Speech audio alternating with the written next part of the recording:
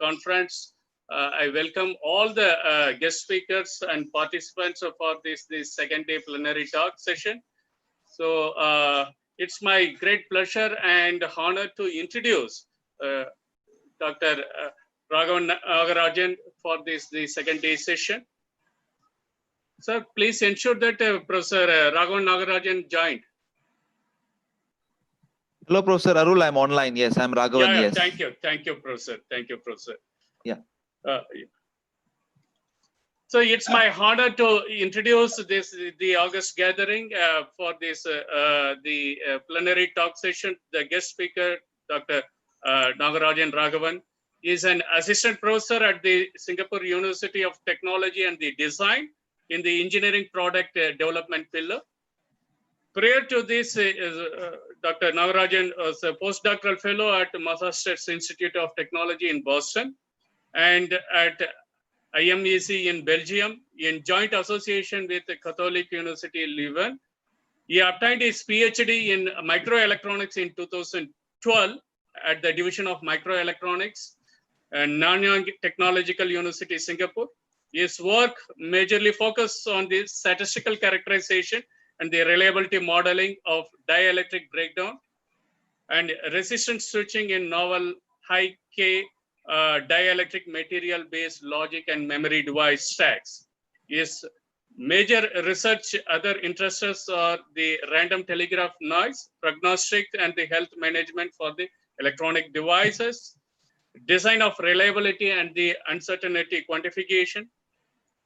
Professor Raghavan is a recipient of the IEEE Electron Device Society Yearly Career Award for the 2016, the Asia Pacific recipient for the IEEE EDS PhD Student Fellow in 2011, and IEEE Reliability Society Graduate Scholarship Award in 2008.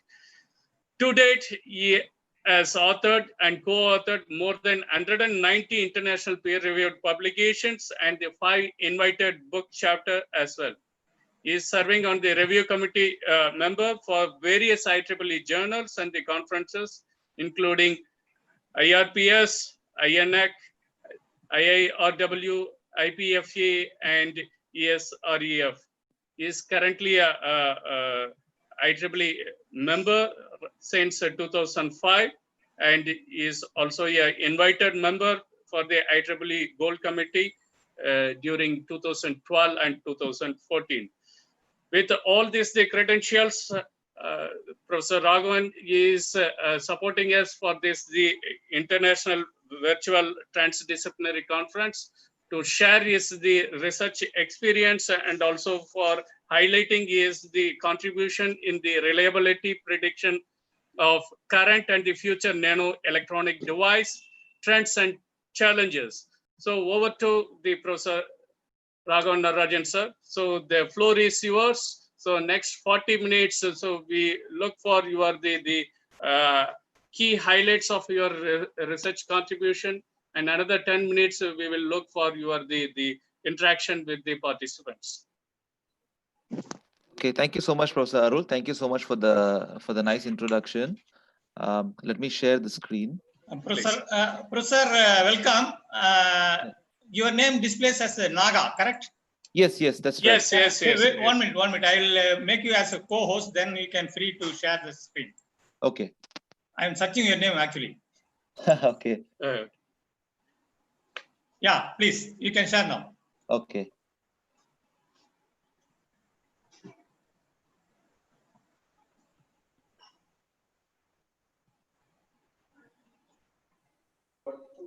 So can you see my screen? Yes, Professor. Okay, Go. Yeah. Thank you so much for the very nice introduction, Professor Arul. And I would like to thank the VIT School of Advanced Sciences for inviting me for this invited talk.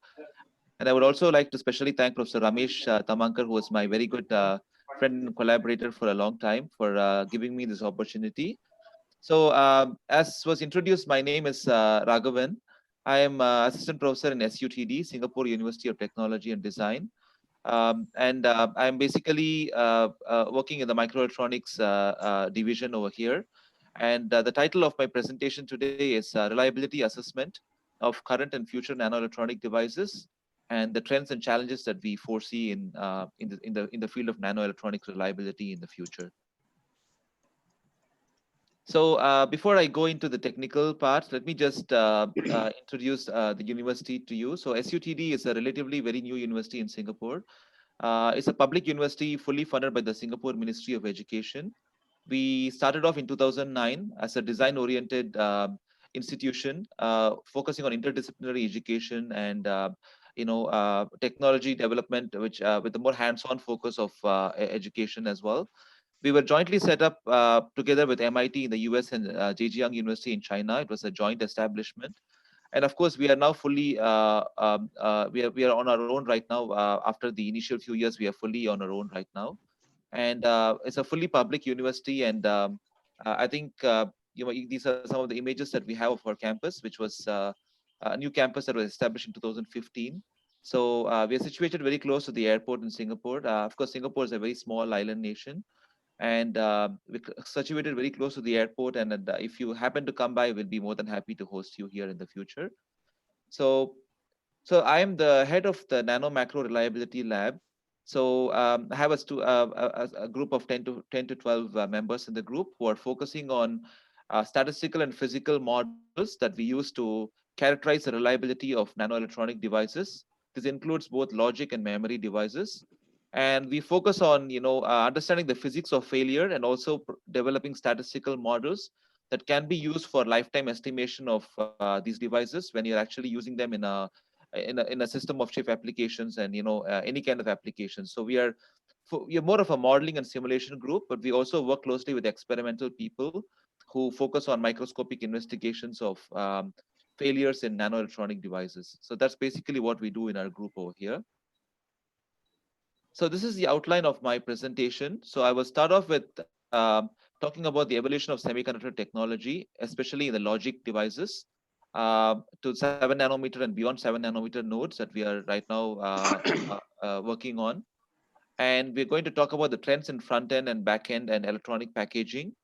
And we will also touch on the different failure mechanisms that are very commonly observed in micro and nano electronic devices, which people have been trying to address and improve over the last couple of decades. And the second part will be talking about specifically on dielectrics, because my focus more is on dielectric breakdown. So that is one of the failure mechanisms that is very important to be studied. And that's a very critical bottleneck for future implementation of sub 7 nanometer technology nodes.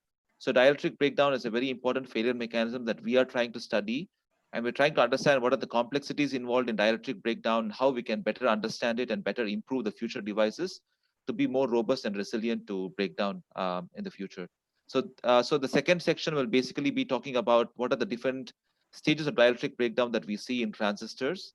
What is the role of the microstructure of the dielectric in the breakdown process? And what role does the non-planar geometry of these devices play as well? Because transistors have been evolving over the last few years from planar to non-planar devices, and that has a very big impact on the reliability of the dielectric that is being used as well. We will also look at the new materials, the role of new materials, the recovery of breakdown that we also see sometimes. And we will also touch upon the pitfalls that people end up with when they actually do a prediction of lifetime. There are a lot of statistical errors and a lot of assumptions that people make that can actually result in very, very underestimated or overestimated lifetimes, which can actually jeopardize the future commercialization of new technologies and logic devices. So we will touch upon all these factors very briefly. And then I will conclude my talk with how we can better assess reliability of nano devices in the future, accounting for all these non-ideal features that we are looking at and the new technologies that we are looking at as compared to planar devices in the past. And then I will conclude my talk with some recommendations of how we should approach reliability in the future in the microelectronics or nanoelectronics industry for better assessment of reliability. So let's look at the first part, which is evolution of semiconductor technology, looking at the front end, the back end, and the packaging. So this is how a typical an IC stack, an integrated circuit would look like. So you have the front end technology, which is basically the transistors. So you have these different devices are the transistors in the front end of your integrated circuit. So these are the small transistors that you have. And these transistors are connected to the metal interconnects through a middle of line. There's some small interconnects over here that connect the transistors to the bigger interconnects on the topper stack and the top stack. So you basically have transistors, you have interconnects that are local interconnects and then global interconnects. And finally, you have the top of the circuit, which is actually where you have the solder bond pads that connect the circuit to the outside world. So there are three popular terms that people refer to when they talk about different parts of this complicated stack. So as you can imagine, it looks like a very tall, a building or an apartment with a lot of different kinds of floors having different architectures. That's basically what an integrated circuit is all about. So you have the front end, which is basically the transistors. So each of these transistors looks like this. These devices are here. And these transistors are connected by interconnects and vias and metal lines. And that's what you see as orange color lines over here. And these interconnects are called middle of line or back end. They're also called a back end of line. And finally, what you have at the top is basically your interfacing to the outside world, which is the packaging, which can be using solder bond pads and other technologies as well.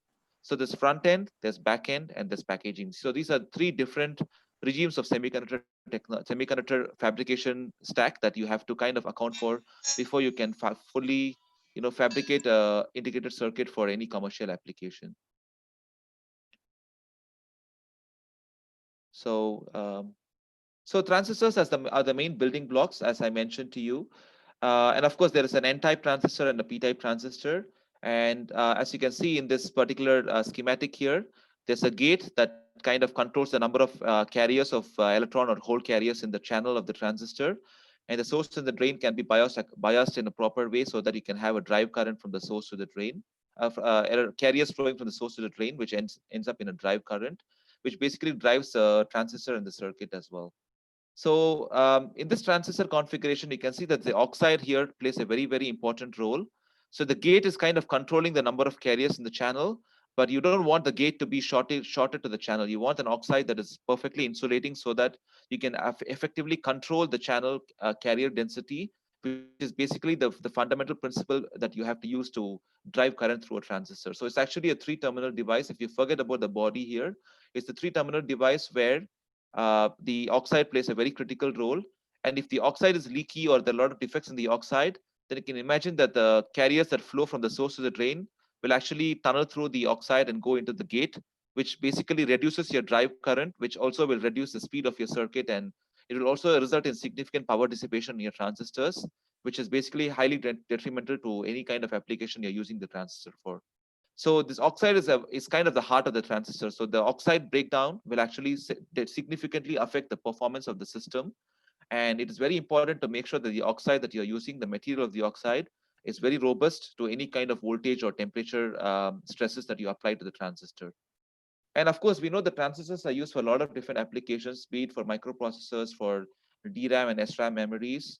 They could also be used for power amplification, for computation, for sensing as well. And they also use as oscillators and mixers in certain applications. So transistor is basically the fundamental element that we are looking at. And the oxide inside this transistor plays a very critical role.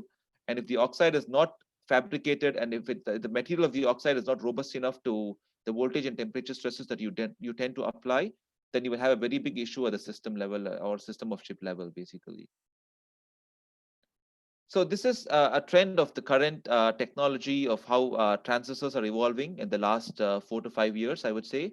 And it's a comparison of the roadmap for different companies. As you know, the semiconductor industry is dominated by a few key players, including Intel, Samsung. TSMC is Taiwan Semiconductor Manufacturing Corporation. TSMC is one of the global leaders in the semiconductor market. And of course, we have global foundries, and then SMIC and UMC from China as well. And these numbers that you see are the channel length of the transistor that people are fabricating right now. And as you can see in 2019 and 2020, the industry leader is basically Samsung and TSMC. So TSMC has the biggest market share in the whole semiconductor industry. And they're already in the 7 nanometer technology node. So the length of the transistor is just 7 nanometers. And Intel is kind of closely behind TSMC with a 10 nanometer device right now. So as you can see, there's a fierce competition between these different foundries to fabricate transistors that are as small as possible. And it's sensible for them to try these things because the smaller your transistors are, the more devices you can pack in a smaller area. And you can basically have a lot more computational capacity, and you can have multi-core technologies and so on. So there's always a push from the industry to drive these transistors to be as small as possible, without compromising too much on the performance of the transistor in terms of the drive current and the frequency of its operating frequency and so on.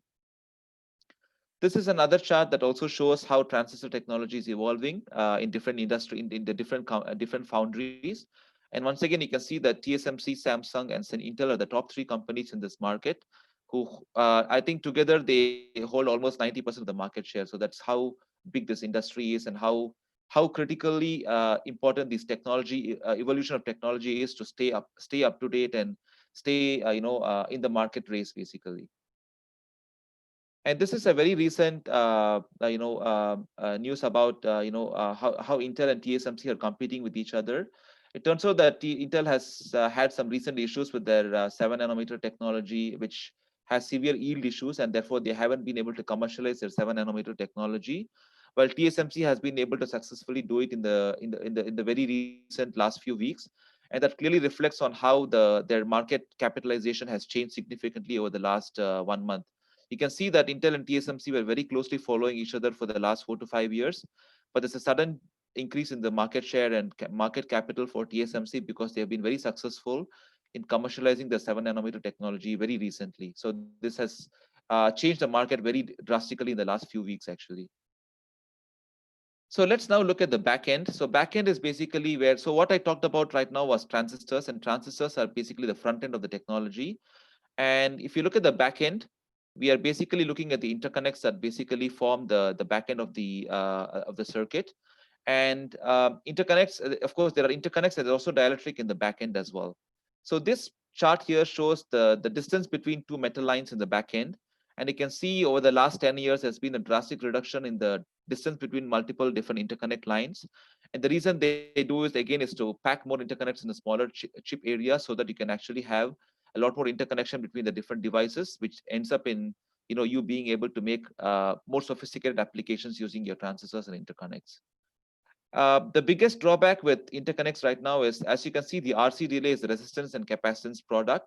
And you can see in the transistors, the RC delay is kind of flat or getting better, but the RC delay in the interconnects is getting significantly more detrimental as you move to the 10 and 7-nanometer technology node. And that is basically because of 2 factors. Number one, the resistivity of the interconnects tends to be increasing as you make them smaller and smaller. And this is because these interconnects have grain boundaries and more surface to volume ratio that causes more of these electrons to be scattered at these grain boundaries and surfaces, which effectively increases the resistivity of the interconnect, which ends up in having a much higher RC delay, basically. And of course, the backend in dielectrics that are used in the backend of interconnects are actually low K dielectrics, low permittivity dielectric materials. And these dielectric materials are, having a low permittivity, which means that the capacitance is also going to be low, because capacitance is directly proportional to the permittivity of the dielectric. So the capacitance has been reducing as we wanted to, but the resistivity has been increasing much more drastically, which is finally causing the RC delay to be increasing as we go to lower technology nodes. So this is a very significant showstopper for getting high-speed interconnects and high-speed devices to be realized in the future. And people are still working on how they can reduce the RC delay so that the circuits can be much faster than what they are right now. And in terms of packaging, you can see that there are different kinds of packaging architectures that people are looking at. They have 2.5D packaging, 3D packaging, memory on logic, and so on.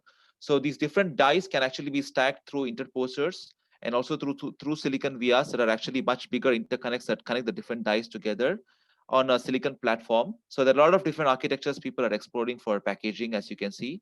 And it's up to your up to your particular design needs that you can actually choose between these different architectures that you want for a good electronic package for system on chip applications, basically. So the main thing that I would be talking about is dielectric breakdown, as I mentioned to you. So this is one of the key failure mechanisms in transistors. So what happens is, let's say you have a gate which is basically made of say metal. Right now it's using metal electrodes like tantalum nitride or titanium nitride. You have an oxide, and then you have a silicon substrate.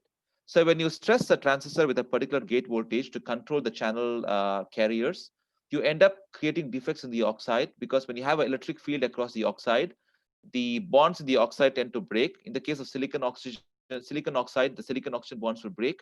In the case of hafnium oxide, which is the more popular oxide that people are right now using, the hafnium oxygen bond will break. And when the bond breaks, you have some vacancies in the oxygen vacancies or defects in the oxide, which serve as stepping stones for electrons to tunnel through. And therefore, the tunneling current through the oxide increases, which finally ends up in a breakdown of the oxide. And this causes a significant leakage of current through the oxide, causing the power dissipation to be very significant and reducing the drive current in the transistor. So this is basically what we call as dielectric breakdown.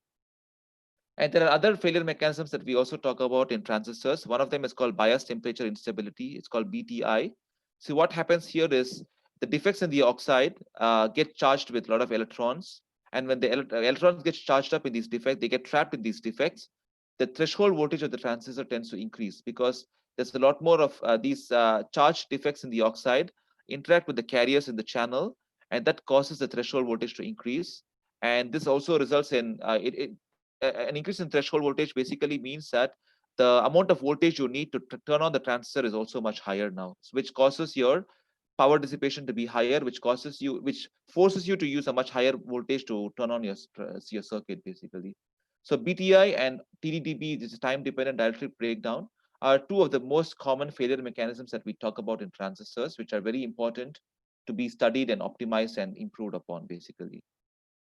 And in the back end, in the interconnects, there are two other mechanisms that people are looking at. One is electromigration, which is basically when you have a lot of current flowing through these interconnects in the back end, the high electron current density can actually cause the metal atoms to move from one end of the interconnect to the other end, causing some voids to be formed. And as a result of these voids, the current is actually kind of an open circuit at the very localized locations of the interconnect. And this open circuit basically stops the current from flowing, and therefore you have a void formation, which results in a circuit failure basically. So electromigration and stress migration are two common mechanisms that are prevalent in the interconnect segments of the integrated circuit, and they are primarily caused because of movement of metal atoms, and also because of due to high current density, and also because of the process induced stresses in the dielectric and the metal interconnects because of the different thermal expansion coefficients between the metal and the dielectric in the back end of the circuit. So these are also important failure mechanisms that people are trying to study. And of course, in the packaging bond pads, you can see that the bond pads can also have electromigration, and this can actually result in a crack formation at the interface between the metal interconnect and the solder bond pad, which again creates an open circuit, and that stops the current from flowing, which again detrimental to the circuit's functionality basically. So these are all the key failure mechanisms that people are trying to study in the silicon technology. And the common thing to all of these failure mechanisms is there is an oxide that is there in the front end. You have an oxide in the front end of the device, which is a transistor. You also have an oxide in the back end. So these orange color copper lines are the interconnects, and these gray color regions here are the oxides that actually separate these multiple interconnects between different layers of the interconnects. So there's actually an insulation layer in the back end as well here. So there's an oxide in the front end here in the transistor. There's an oxide in the back end here, and these oxides basically have to be robust enough to ensure that there is no leakage of current, and to ensure that there's integrity of the device performance, and also for interconnects to carry the information between different devices and signal transmission in a proper, robust manner. So the oxide, as you can see, is the fundamental material that has to be robust in the integrated circuit for the circuit to be functioning properly.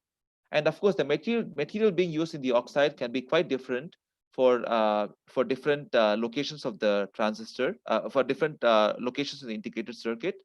The front-end devices typically use hafnium oxide or tantalum oxide or silicon oxide, and the back-end typically use silicon nitride or silicon carbon oxynitride.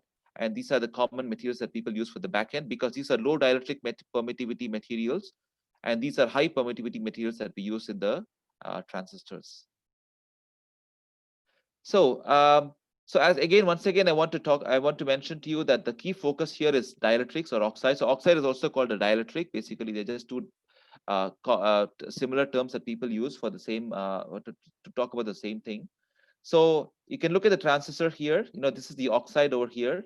And when you stress the dielectric for a long time or stress the oxide for a long time, you tend to randomly create defects in the oxide.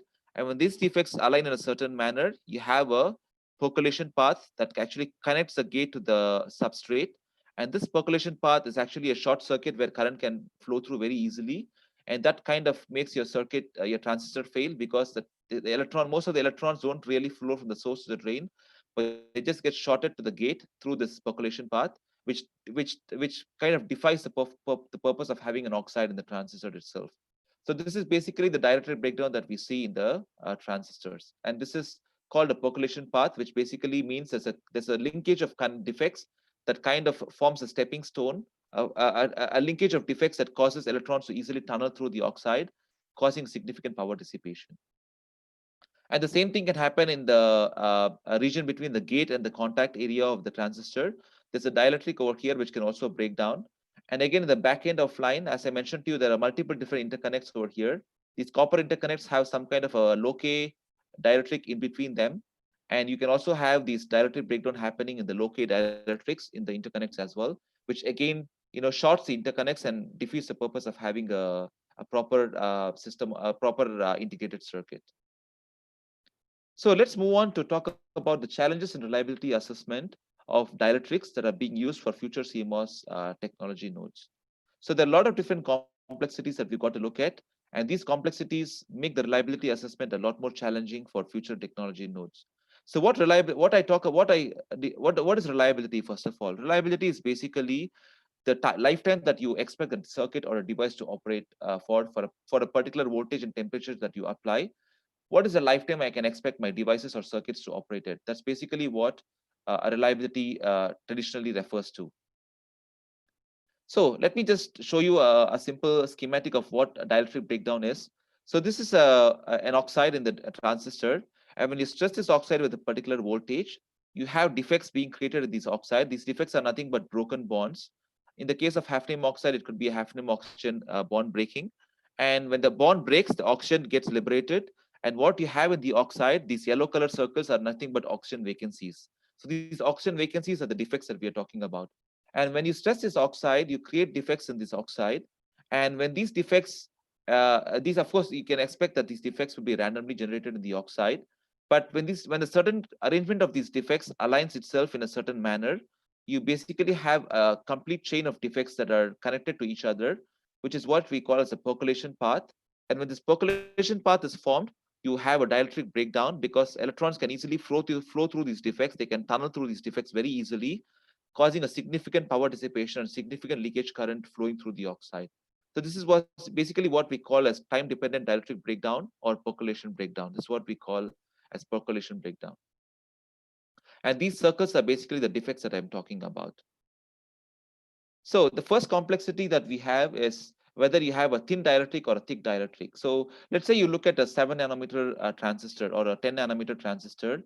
The thickness of the oxide that you're using is just going to be 1 or 2 nanometer, maximum 1 or 2 nanometer. So you can imagine that this 1 or 2 nanometer, if you look at it as a number of atomic layers, it's just going to be 3 or 4 atomic layers of atoms basically in the dielectric. So your dielectric is so thin, it's just 3 to 4 atomic layers of atoms. And this thin dielectric has to be robust enough to not allow current to flow through it. And that really makes the dielectric, the requirements for the dielectric to be robust, to be very, very, you have a lot of stringent requirements to follow to make sure the dielectric is very robust. So if you have a thin dielectric, of course, the breakdown will be a very soft breakdown, which means that the number of defects you need to create the breakdown is quite small. And the process of breakdown can be quite different in the thick dielectric. In the thick dielectric, you actually have a very, very destructive breakdown process, because before you even form a percolation path, there are so many defects surrounding the percolation path that you actually have a very destructive breakdown. But in a thin dielectric, your breakdown can be a lot more softer, which means that having one breakdown spot or one percolation path doesn't necessarily result in the dielectric, doesn't necessarily cause a transistor to completely malfunction, but it just causes the leakage current to increase, but doesn't cause the transistor to completely malfunction. So, so that's one advantage of having thin dielectrics in advanced technology nodes. But still, you would always want to avoid these percolation paths from forming because they are definitely not things that you would decide to have, basically. And there's a long, there are different stages in which dielectric breakdown occurs. So you first have some defects being formed, and then you have a percolation path that forms when the defects are aligned in a certain manner. And when these defects align in a certain manner, you have a sudden jump in the leakage current, and that's followed by some kind of digital fluctuations in the current, because when you have defects formed in this defects connected in this oxide, the electrons can use these defects to get trapped or detrapped from the defects, and that causes some kind of digital fluctuations in the current. And following that, you have another stage of leakage current evolution, where the leakage current gets more and more it continues to increase, because when you have a very high current density flowing through this leakage path, because this percolation path is just like 1 or 2 nanometers in diameter, and if you can imagine a few microamps of current flowing through this thin percolation path of just 1 or 2 nanometer, if you calculate the current density that flows through this small percolation path, it can be a few mega amperes per centimeter square. So it's a very, very high current density flowing through a very small percolation path. And this high current density can actually create significant Joule heating, which causes your leakage current to subsequently increase even more, finally resulting in a very hard breakdown of your oxide. So you can see that the simple single layer of dielectric or single layer of oxide has a very complicated process of how current or leakage current evolves in it, until it finally reaches a hard breakdown of the causes a hard breakdown of the transistor. So there are so many different stages of breakdown that we have to study in an oxide to better understand what needs to be done in terms of having a better material or a better design of the architecture of the transistor to avoid these oxide breakdowns in the future, basically. Another complexity is that in older technology nodes, the only dielectric that people were using in the transistor was silicon oxide. It's a single layer of silicon oxide. But right now, because we have to move to higher permittivity dielectrics to improve the capacitance of the transistor and increase the drive current of the transistor, we are basically using a high permittivity dielectric like hafnium oxide. And of course, when you deposit hafnium oxide on silicon, you always have a intrinsic silicon oxide layer as well. So we don't have a single layer oxide anymore, but we have a 2-layer oxide. One layer is a high permittivity oxide. The other layer is a low permittivity silicon oxide.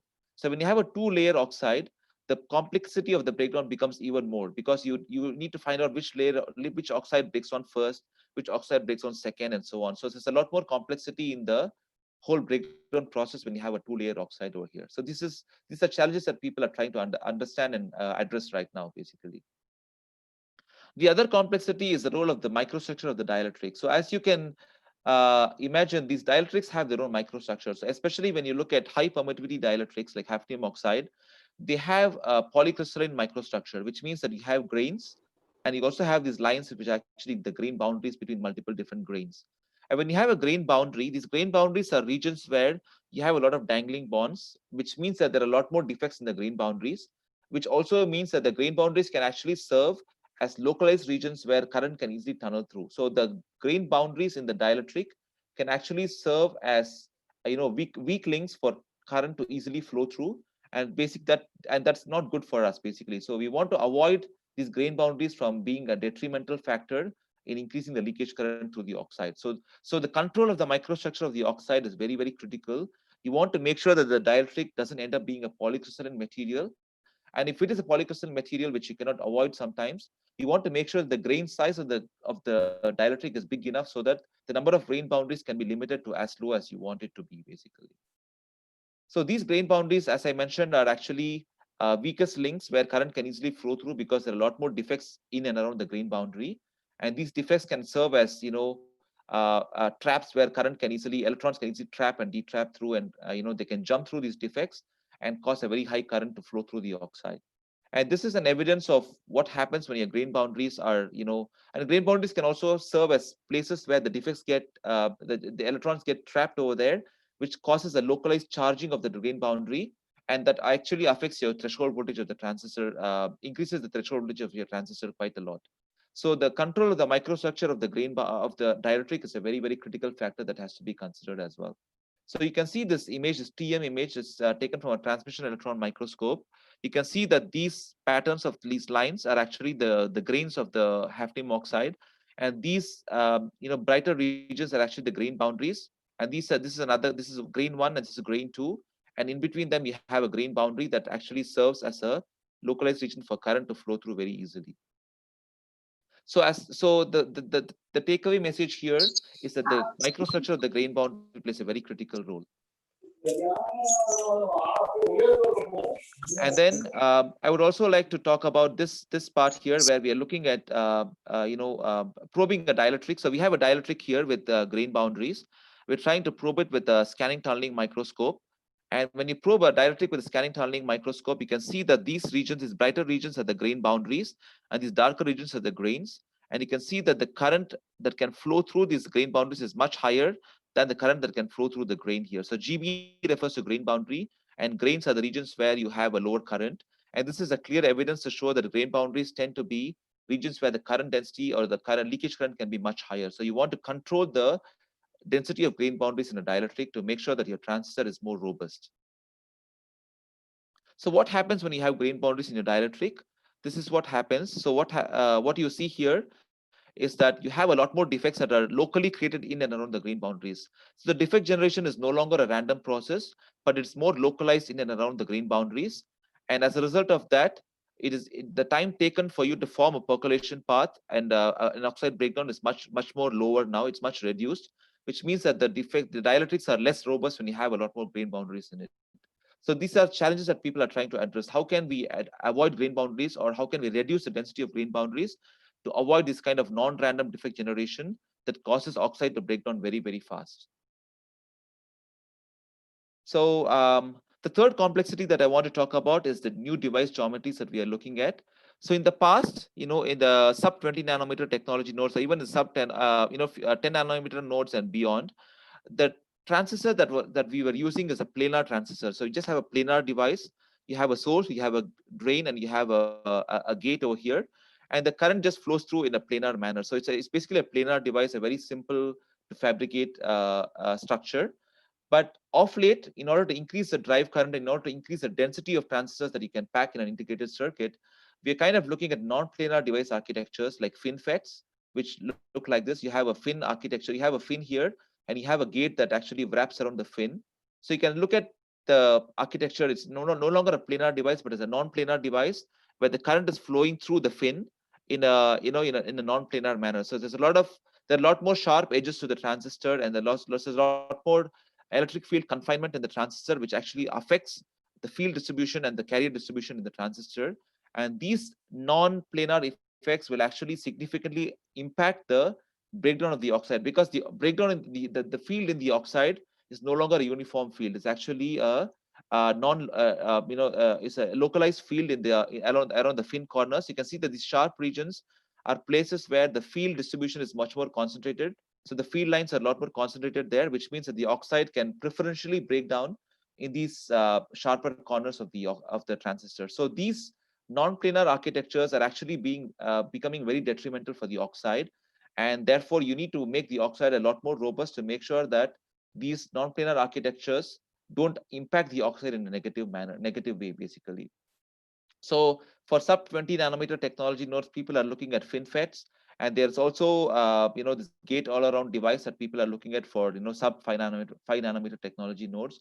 There's a lot of evolution happening in the architecture of the transistor itself, and the takeaway message here is that this architecture can actually play a very significant role in impacting the breakdown resilience of the dielectric itself. So this is evidence that I want to show you. This is work that we did in our group here. So we are looking at a FinFET device here. So these are the fins of the device, and you can see these darker regions are the oxide of the FinFET transistor, and every fin corresponds to a different FinFET here. So there are multiple different FinFETs here, which we do a cross section of the FinFETs and look at the microscopic image after we stress the transistor to purposely induce a breakdown. And you can see from these contrasting images here is that the breakdown is typically happening in these regions of higher curvature here, which actually means that the field confinement in these regions of the fin is causing the oxide to preferentially break down at these locations over here. So this is a clear evidence that non-planar device architecture can actually affect the location where the oxide is breaking down by quite a lot. So you need to really make sure that these sharper corners here have a thicker oxide or a more resilient oxide material so that it doesn't break down easily at these regions over here. And of course, there are other complexities that we have to look at. We have new materials that people are exploring for transistors, be it 2D materials like molybdenum disulfide for the channel of the transistor. People are looking at carbon nanotubes for transistors as well. So there are a lot of new materials that people are using for, for the channel of the transistor.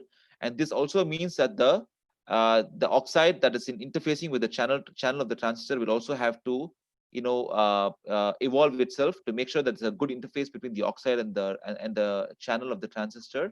And when you have different materials that people are exploring for the channel of the transistor, the interface of the oxide and the channel can actually play a very significant role. So there could be a lot more interface defects that you might have when you use new channel materials for the transistor, which can significantly affect the chances of breakdown happening in the dielectric of the transistor.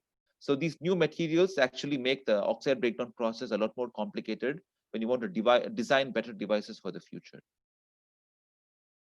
And these are some more examples here. We have graphene as a material for the channel of the transistor that people are exploring. Molybdenum disulfide as well. And even for the dielectric of the transistor, people are looking at 2D dielectrics like hexagonal boron nitride and other materials.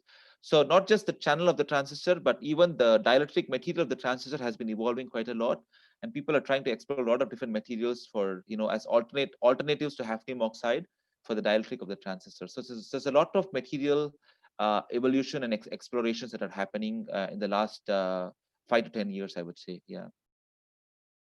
And the other complexity is that, we are using transistors for a lot of different niche applications right now.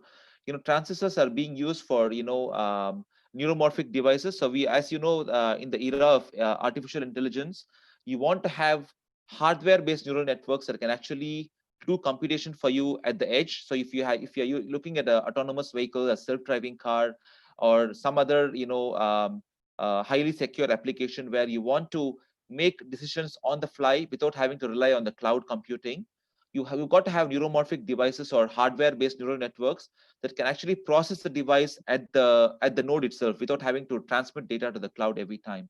So when you're using transistors for these kind of neuromorphic applications or for hardware-based edge computing applications, the architecture of these devices can actually be quite complicated. You have crossbar architectures, and these architectures also make these architectures can also have an influence on the resilience of the oxide to break down. So if these architectures are very complicated, then you can have a lot of sneak path. You can have a lot of leakage currents flowing through the different the crossbar array over here, and that also significantly impacts the resilience of the oxide to the breakdown process. So you have when you're using these transistors for new applications, you end up with having to deal with how the oxide can be more resilient for each of these applications. So you've got to design the oxide to be more resilient for each of these applications separately, basically. So you have transistors being used for neuromorphic devices. You have transistors being used for hardware security, for physical unclonable functions, for making sure that your chips are more authenticated and they cannot be easily duplicated by other manufacturers, or they cannot be easily reverse engineered and so on. You have transistors being used for as nanopores for DNA sequencing as well, for biomolecular sequencing. You have transistors that can also be modified to work as a non-volatile memory device for high density data storage for hard disks and so on. So transistors by itself, which are traditionally being used purely for a logic application, are actually being used for a lot more other applications right now. And because of this, the fundamental physics that governs the oxide breakdown has to be studied in more in depth to make sure that when the transistor is being used for these different applications, the oxide breakdown doesn't give away. The oxide doesn't break down when it's used for these different applications, and therefore the context in which you study oxide breakdown is a lot more complicated than what it used to be 10 years before, basically. Okay, that's because of these new applications that people are looking at. And of course, the other thing is, oxide breakdown is not really, a one-way thing. So when oxide breakdown, it doesn't mean that you can't recover the breakdown. So of late, what we see is that when you have an oxide that is broken down, if you can change the polarity of the voltage that you apply to the gate, if you reverse the polarity of the voltage that you apply to the gate of the transistor, you can significantly repair the oxide. So you can't completely recover the oxide breakdown fully, but you can at least partially recover the performance of the oxide. You can partially annihilate or annihilate the defects or recombine the defects. So you can actually partially improve the performance of the transistor by applying a reverse polarity voltage, and this has actually played a significant role in making transistors more robust for the future. So if you can use a dielectric where the defects can actually be repaired by actually getting the defects to be annihilated by changing the polarity of the oxide, polarity of the voltage applied to the oxide, then you can actually use these kind of dielectrics and these kind of materials to improve the reliability of these oxides for future nanoelectronic devices. So why the oxide recovers, why it recovers from the breakdown is because when you break down the oxide, the oxygen ions actually go into the gate electrode and get stored over there. And these oxygen ions are basically negatively charged. So when you apply a reverse polarity, some of these oxygen ions can actually migrate back into the oxide, and they annihilate the defects and get back into the oxide, which kind of improves the performance of the oxide once again. So this is basically it's just there's some kind of ionic migration of the oxygen ions back and forth between the oxide and the gate, which causes the dielectric breakdown to be rejuvenated to some extent when you apply a reverse polarity. So that's what happens over here. The other complexity that we have to deal with is that the statistics of oxide breakdown is not very simple anymore, because why is the statistics of breakdown important? Because when you fabricate a billion transistors, for sure, maybe 90% of these transistors may be functioning perfectly well. They might be, what industry cares about is what is the time it takes for me to for 1 part per million or 1 part per billion of these transistors to fail. That's what the industry cares about. So what we care about is, when you have a time to failure data, let's say you tested 10,000 transistors, for example, and let's say you have a plot of the time to failure of these devices. The statistical model that you use to fit this failure data will have a very big impact on the time it takes for the 1 part per million of or time it takes for you to predict what is the time at which 1 part per million or 1 part per billion of my transistors will fail. So the distribution that you use here will actually have a very big impact on the estimation that you make for the time for 1 part per million or 1 part per billion of transistors to fail. So the statistical model plays a very significant role in how you qualify a technology for commercial use, basically. So in the past, what used to happen is that the defects used to be randomly generated when people were using like silicon oxide, which is a low permittivity oxide material, and as a result, the defects were very randomly generated. And for such cases, the Weibull distribution was a very commonly used statistical model, which is very simplistic for people to use and analyze and make any kind of lifetime predictions using this model. But of late, what has been happening is, as I mentioned, because of these high permittivity materials that we are using, which have polycrystalline, which are polycrystalline in nature with a lot of grain boundaries, the defect generation is no longer uniform, but it's very localized in and around the grain boundaries. And as a result of this, the defect generation process is very clustered. And when the defect generation process is clustered, the statistics does not really obey a Weibull statistics anymore. And there's a need for a lot more complicated statistical models to be used to accurately describe the stochastics of the breakdown process in the oxide. And this is another complexity that people have to deal with when they want to, qualify a oxide for a particular device technology in the future. And this is an evidence of what I was trying to talk about. So in the past, you can see that all the failure data were easily, fitted using a Weibull distribution.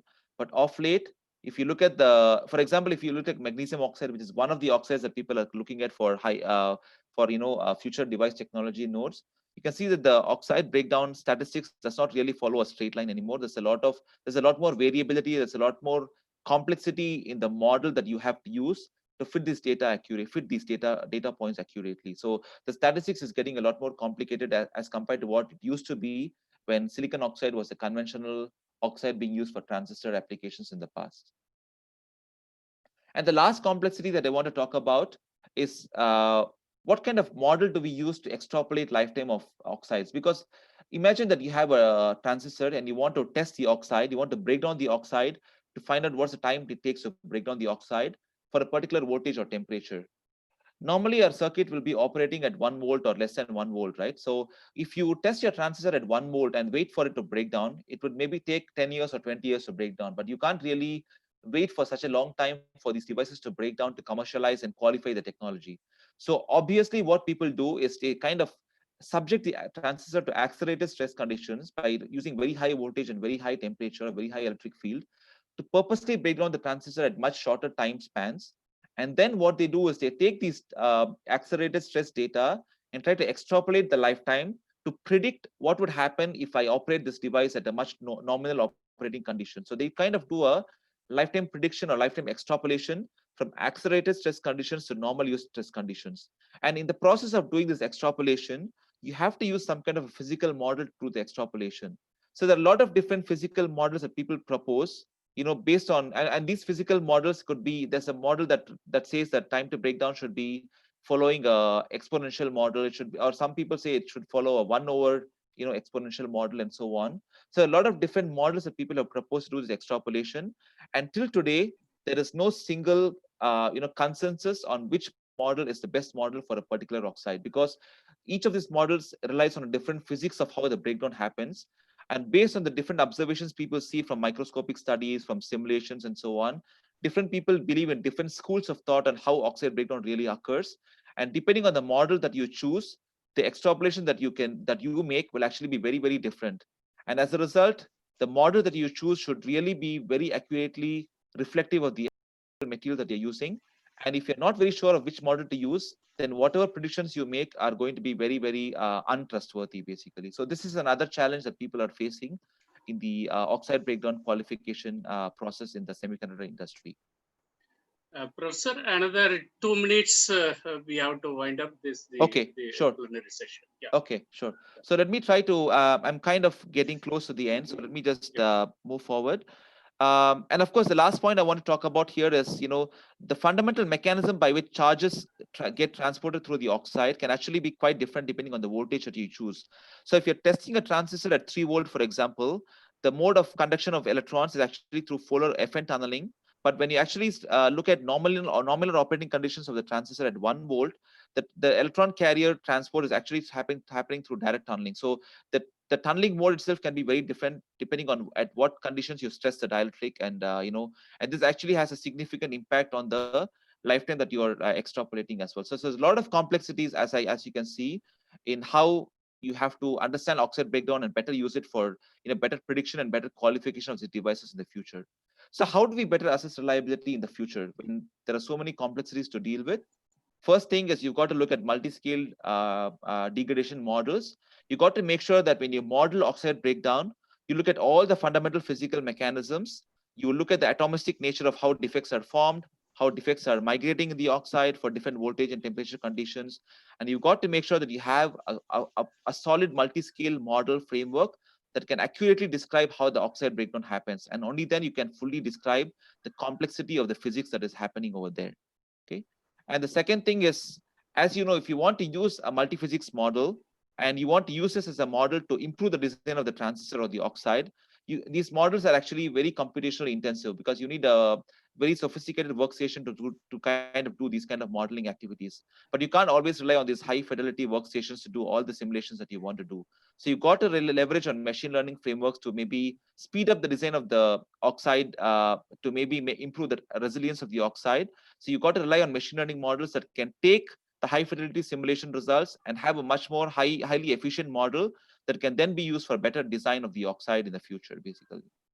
And I shall skip these slides, but basically what we want to do after doing understanding the oxide breakdown mechanism and using a proper model is to basically go in the backward direction. So if for a given performance of the transistor that I want, if you can go backwards and decide what properties of the material should I have to achieve this kind of performance for the transistor, it's called inverse design. So basically, if you can go backwards, you understand the forward direction of how the material property affects the lifetime of the transistor. And then you go backwards to understand that if I want this kind of lifetime for my transistor, what kind of material properties should my oxide have? If I can do that, then I can re-engineer my oxide to be a lot more robust, and I can achieve, I can achieve a faster design cycle for getting a better, a more robust stack for future semiconductor technology nodes. So inverse design and robust design is a very, very important task that people are looking at, but there's a lot more effort needed on this front in the future. So to conclude my talk, what are the strategies that we have to look for to have a more reliable investigation of reliability of transistors in general? You got to have a multidisciplinary reliability team which includes, you need statisticians, you need data scientists, you need physicists, you need people who are experts in physics, in material science, in microscopy, you need circuit designers to come together, you need process engineers, you need device modelers. So you need all of these people to come together to fully understand the complexity of the oxide breakdown in a transistor so that you can better engineer the transistor for future applications. And of course, it's very important to realize that reliability in itself is a multi-scale problem. It's not a single scale problem. It's a problem that spans all the way from the pico scale to the macro scale. So you've got to really understand that reliability is not a single scale problem, but a multi-scale problem, which means that the models that you develop for reliability should also account for this multi-scale phenomena. And finally, you have to leverage on machine learning, because machine learning can enable you to significantly reduce the computational time you need for modeling these complexities. And it can still, without compromising too much on the accuracy, these machine learning frameworks can enable you to do a faster design of future semiconductor technology nodes, which is something that we would definitely want to achieve in the future. And as I told you, it's not just enough if you can go in the forward direction, but you've got to be able to do a reverse science engineering, which is I just call it reverse science engineering or reverse engineering, which is for a given performance that I want to achieve for my transistor, can I choose the material that I want of my choice, of my interest, that can actually satisfy my needs at the end of the day? That's what we want to do. We want to go in the backward direction, which is called inverse design, or reverse science engineering. That's something that we should be focusing on in the future by leveraging all these machine learning models and high fidelity simulation tools that we are developing right now. And finally, it's very important to realize that reliability is something that spans the whole value chain in the semiconductor industry. So you should include people in the design team, the fabrication team, the integration team, the packaging team, across the whole spectrum of activities. All these people have to come together in order to ensure that the reliability of a particular technology is as robust as you want it to be, basically. So with that, I come to the end of this talk, and I would like to sincerely once again thank the School of Advanced Sciences at VIT for giving me this opportunity to give this talk.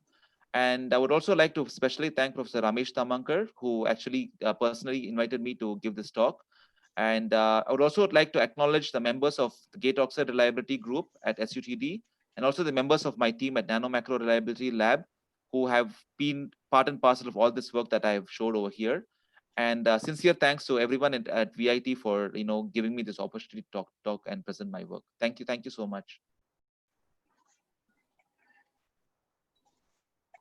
Great, Professor. Excellent talk on the reliability. So we have all learned in the instrumentation level as the reliability in terms of the mean time between the failure and the mean time to repair as a macro level. But so you have given the thorough insight and the highly informative talk on the reliability prediction of the current and the future nanoelectronic device strengths and challenges. We appreciate all the aspect of your talk. So you have given the transistors building blocks and also the trends in the front end, back end, and the various level of the packaging and the important materials in the process flow. And majorly you have covered for the challenges in the reliability assessment in the dielectrics. So there are 8 complexity that you have highlighted. So we are all fortunate to hear that the complexity 5 that you have addressed, the role of new applications of the breakdown, because that is close to our all the application domain. Especially you have addressed the neuromorphic device, especially for the hardware-based neural nets, especially on the edge computing, where we are all concentrating on the edge computing level of the application for the various domains. So it really highly insightful and the informative talk. For the want of time, so we have captured the various questions from the chat box. So on behalf of the participants, I would like to pose a few questions. So we like to hear from your hand. Sure. The question from the Dr. Ramesh, we always talk about the channel length. When we talk about the miniaturizations, this is the contest. How about the size of the electrodes, which are metal? Is that the size affecting the performance? Yeah, I think that's a very good question. Actually, of late there has been a lot of work on it's very true that the contact between the metal and the source drain contacts, or the contact between the metal and the dielectric, can actually play a very significant role in the breakdown process as well. So what happens is, when you shrink the sizes of these metal contacts, the contact between the metal and the source drain pads may not be really ohmic anymore. So there is a lot more interfacial contact resistance that builds up in the transistor when you have a very, very thin contact, and then this actually affects the drive current of the transistor quite a lot as well. So there has been a lot of work. I mean, people are kind of exploring. This is all the more a challenge when we actually look at 2D materials. When people are trying to use metallic contacts on 2D materials, the interface of the metal to the 2D material can be a very complicated process to study. And the way the electrons transit from the metal to the 2D layer, 2D material, or 2D material to the metal is, there are a lot of controversies on how the electron really transmits between these two different materials as well. So there are a lot more challenges to be addressed when you actually shrink the metal size. And this is something that people are still exploring, I would say. Yeah. Yeah, there is another question from the Dr. Tarun. Is there any difference in role of a gate dielectric in planar CMOS technology and FinFET? I think the material being used is the same right now. So I would say that from 45 nanometer technology node onwards, hafnium oxide has been the main dielectric of choice for transistors. But when they moved to 22 nanometer technology nodes, that's when they started having FinFET devices. So the architecture has changed, but the dielectric still remains the same. So the challenge here is that the architecture is causing the field to be non-uniform in the oxide now. And this non-uniform field in FinFETs is actually detrimentally affecting the probability of creating a breakdown in the oxides. Is increasing the probability of breakdown in the oxide because of the field confinement effects in FinFETs actually. Good. There is a question from Dr. Ankur. When you say the oxygen ion exchange between the dielectric and gate are not the same, from where excess oxygen come from? Yeah, so the oxygen actually comes from, let's say, for example, we have a hafnium oxide. And when you stress the hafnium oxide, the hafnium oxygen bond will actually break. And when the hafnium oxygen bond breaks, the oxygen becomes a mobile ion. It becomes an oxygen 2 minus ion, becomes a mobile oxygen ion. And since the gate is in the positive, let's say you have a positive polarity for the gate, these oxygen ions which are negatively charged will actually get electrostatically attracted to the gate, and they get stored in the gate basically. If it's a metal electrode, it can actually store oxygen to some extent without getting oxidized. It stores oxygen as mobile oxygen ions in the gate. And these mobile oxygen ions are negatively charged. So when you apply a negative polarity subsequently, these oxygen ions get repelled back to the oxide, and they come back and they basically bond back with the hafnium dangling bonds basically. So the oxygen ions are, the source of the oxygen ions is just the dielectric itself. It doesn't come from outside. It's just the oxygen ions in the dielectric are moving into the gate and then coming back into the dielectric recursively, depending on the polarity of the voltage test that you're applying to the oxide. There is a question from the participants. We understood the oxides are the heart of the transistors. Why different oxides are used in different area of transistors? Yeah, so this is because in the front end of the transistor, in the real transistors in the front end of technology, you have to have a very high drive current. The drive current is the main concern. In transistors, you want them to be you want the speed and frequency of operating of the transistors to be as high as possible. And the drive current of the transistor is directly proportional to the permittivity of the dielectric that you're using. So in the front end, the oxide has to be high permittivity dielectric so that you can increase the drive current of the transistor. But in the back end, what you want to do is you want to limit the RC delay of the signal propagation. So the RC delay, the capacitance, the RC product is basically the governing the speed of the signal propagation between the interconnects between different devices. And the capacitance of the interconnects is actually proportional to the permittivity of the dielectric in the back end. So if you want to reduce the capacitance, if you want to reduce the RC delay, you got to reduce the capacitance. And if you want to reduce the capacitance, you got to choose a low K material, low permittivity material in the back end of the technology. So the two different reasons we use these two different permittivity materials in the low K and the front end and the back end of the circuit actually. One final question from the Dr. Ramesh. Okay, in the recent transistor design using 2D materials, can we still use the variable distribution or clustering model? Yeah, I think this is a very good question. I mean, we've been trying to do some. We fabricated some devices using hexagonal boron nitride, which is the latest, most popular 2D dielectric material that people are looking at. So we actually looked at how dielectric breakdown occurs in hexagonal boron nitride dielectrics that have been grown on or deposited on graphene substrates. And we tend to see that the breakdown is still kind of non-random. So there is some kind of, we still don't understand whether it's because of some grain boundaries in hexagonal boron nitride or whatever. We haven't been able to understand the microstructure of the boron nitride 2D material yet, but we still see that the statistics does not really obey the Weibull model anymore in 2D materials as well. So we are still trying to investigate the root cause of this, but there is no clear understanding on it yet, actually. Excellent, Professor. We thoroughly enjoyed your sessions, and thank you very much for patiently answering all the questions. So on behalf of the Virtual International Transdisciplinary Conference, on behalf of the VIT, once again, we thank you for your the kind acceptance and delivered the plenary talk on the second day and the first session.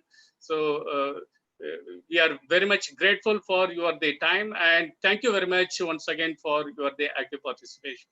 Thank you. Thank you very much. Thank you so much, Professor Arul. Thank you for hosting the session, and thanks to Professor Ramesh and everyone at SAS and VIT. Thank you so much. Yeah. Thank you. Thank you. Thank you. So the general level of the announcement for all the participants, the feedback session for the session 1, which is posted in the chat box. I request all the participants to kindly give the feedback. Thank you. Over to the host. Thank you, Professor Arul. Let me introduce Professor Arul. Professor Arul is former dean and professor in electrical engineering, School of Electrical Engineering here. And I guess that's why he could interact so well in this session. He understood all of your stuff, whichever you have presented in your presentation. And I also would like to thank Professor Nagarajan for such a wonderful talk. I hope in future we could have something related to the packaging technology of these devices as well. Okay, on behalf of VITC and organizing committee, I would like to thank our chair, Professor Arul and Professor Nagarajan Raghavan. Thank you very much, sir. Thank you so much. Thank you, Professor Arun. Thank you so much. Thank you.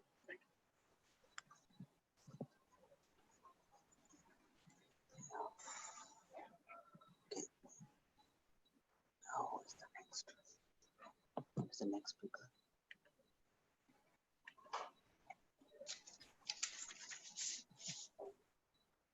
Thank you, sir. Thank you, Professor. See, sir. If possible, you please continue, sir. Otherwise, you can proceed, sir. Yeah. Thank you, sir. Thank you. Let's start. Okay. So the second talk in the first session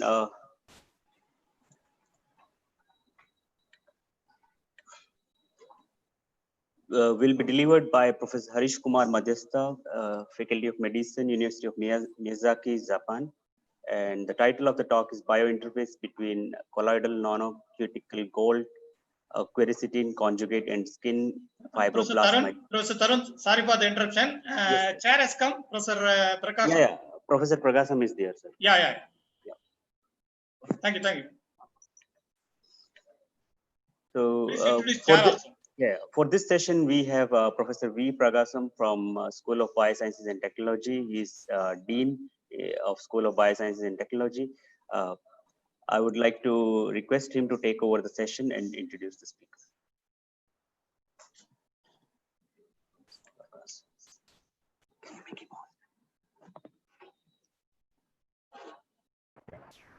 Yeah, thank you, Dr. Tarun. Yeah. Dr. Harish. I believe Dr. Harish is here. Yes, sir. Please. Yeah. Professor Harish Kumar, academic journey started with BSc degree from Mangalore University and Masters from Saurashtra University, Gujarat, and a PhD degree in Applied Sciences from Sardar Patel University, Gujarat. Later on, he also obtained his second PhD degree in molecular medicine from University of Miyazaki, Japan. He started his academics as a scientist in Sri Murugappa Chettiar Research Center, Chennai, where he worked on single-cell protein cultivation technology under the leadership of Professor C.V. Sheshadri. so which was subsequently expanded to a major spirulina producing industries, namely Paris Spirulina, Chennai. He pursued postdoctoral research at Miyazaki University that culminated in a faculty position in applied physiology at the University of Miyazaki. His current research include generation of novel platform for delivery of nano-sized biomaterial, payloads into specific cell type, and utilization of this smart model as a new drug delivery system for wound healing. As a nutraceutical biomaterial for wound healing, he formulated nano-sized picosinin, curcumin, vinophyllin, imodin, quercetin as an selective cell migration regulating agents, and other biomedical applications. As a member of several projects, he is deeply pondering to understand the role of nanocargo and exosomes in late keratosis and of arsenic toxicity in human. His academic credentials are credited with H value of 24 and Cleverate analytic cumulative impact factor of 103.5 and research gate score of 30.1 with 6 international patents. He is also actively involved in many international projects, including ongoing Indo-Japan scientific and academic collaborations. He is also shouldering the additional responsibility as an Indo-Japan academic spokesperson of University of Miyazaki to further strengthening the cohesive relationship between Indian academicians and the University of Miyazaki. He is also a visiting researcher for IIT Kanpur and a visiting professor with our VIT University Vellore, and also for NITT University Mangaluru. So over to Dr. Harish. Yeah. So can you hear me, sir? Yeah. Okay. First of all, go ahead, sir. Yeah. First of all, thank you very much for the organizers and authorities of the VIT University. Of course, I am not new to VIT. Professor Prakasham, Professor Godandam, Dr. Sudhakar, all SBST faculty knows me very well. So today I'm going to talk with, of course, this is a SAP project, semester abroad project of a VIT student. Last year, one girl from Semanti Haldar, she came here for the 6 months and she did this work in our lab and she went back and now I think she is searching some job in West Bengal. So today I'm going to talk with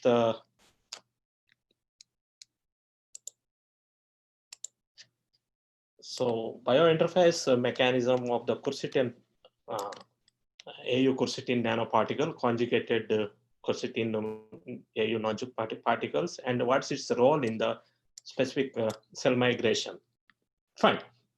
I am in, as Professor Prakasham, Dean SBST correctly mentioned, I am in Miyazaki University. Miyazaki is in Japan, southernmost island Kyushu, and the VIT is just 6,200 kilometers. Fine.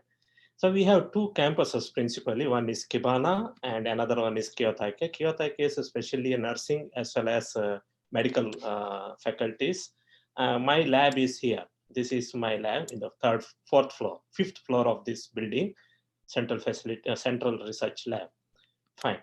So we have all faculties in our university. It is just like a mall. Once you enter into mall, you get to eating, to beating, to everything, enjoyment, everything. Here also we have education, engineering, medical, agriculture, and nursing, and as well as undergraduate faculties for the master program as well as the PhD program. So in international, we have well connected with the different universities through MOU and memorandum of understanding and joint research projects. At present, we have 112 academic exchange agreements with 32 countries, and we have 229 international students, around 4.2% of the students of Miyazaki University. Of course, our understanding between VIT starts from the 2016. This is the MOU ceremony which held in September 2016 between VIT and Miyazaki University. Our president, he visited thrice Miyazaki University of VIT Vellore campus, and Dr. Sudhakaran Raja Sudhakaran as a postdoc JSPS fellow and 1 year external researcher fellow in Faculty of Agriculture. And through him, we started the MOU. And this is the photo of that good August gathering. Of course, what is MOU? What we have done from 2016 onwards. So we have totally SSP, we invited SSP, Sakura Science Plan participant, total 13 numbers, Dr. Godandam, Professor Srinivasan, Dr. Sudhakaran, Dr. Abhilash, and many people they visited. And at present, 5 students of VIT came to our university, my lab, as a SAT, semester abroad students. And we have total 13 joint publications. And myself was a visiting professor at the VIT campus in 2018. And Dr. Sudhakaran Raja was a SBST of SBST is one of the postgraduate of UAM, just graduated from here, and at present is a faculty in VIT. And at present, very recently, 2 SAP trained students registered for PhD at VIT. That means the flow of knowledge is continuous from the 2016 till now. That's what I'm saying, that we have green MOU. Fine, now I'm directly coming to the subject. Today I'm going to talk with gold and its surface coronized quercetin molecules. And this is the background. Last year we published one paper here. So what is functionalized? What is the functionalized gold or a metal? So you have the central core metal, which is in the nano, principally a nano-sized one. Then we have surface coronized antioxidant or some drug or some linker molecule, polypeptide or biocompatible peptides or shake recognition materials or any fluorescent signaling materials or antigen detections. So anything we can coronize with the gold or any other metal or a inherent metal also. This is the principle of the functionalized nanoparticles. Hypothesis. We have quercetin. Quercetin is a polyphenols, which is isolated from the plant materials. And we have gold in it. So if you treat the fibroblast cells, why fibroblast cells? Fibroblast cell is a principal cell of the cell migrations in the dermal cell, and it is helps in the cell migration for the felicitation of the wound. And we have, once it is conjugated with the fibroblast, it forms into the activated fibroblast. So we wanted to have whether this activated fibroblast have any role in the diseased skin. It may be a normal wound or it may be a diabetic wound. So this is the today's my talk, biomolecular interface during the in vitro wound healing. Fine. So in the recent study, we have done a lot of work in the regulatory pathways involving the wound healing by treating with the AU conjugated particles. Here we have confirmed the role of SMAD signaling pathways like SMAD 2, 3, 4, and 7, and which is related to the MIR, microRNA 21. So what is quercetin?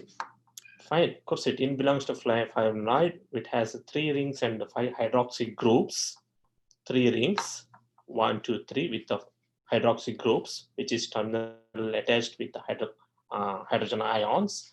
And it is a biocompatible, reduced cytotoxicity, good source of drug vehicles, and it is also an antibacterial agent.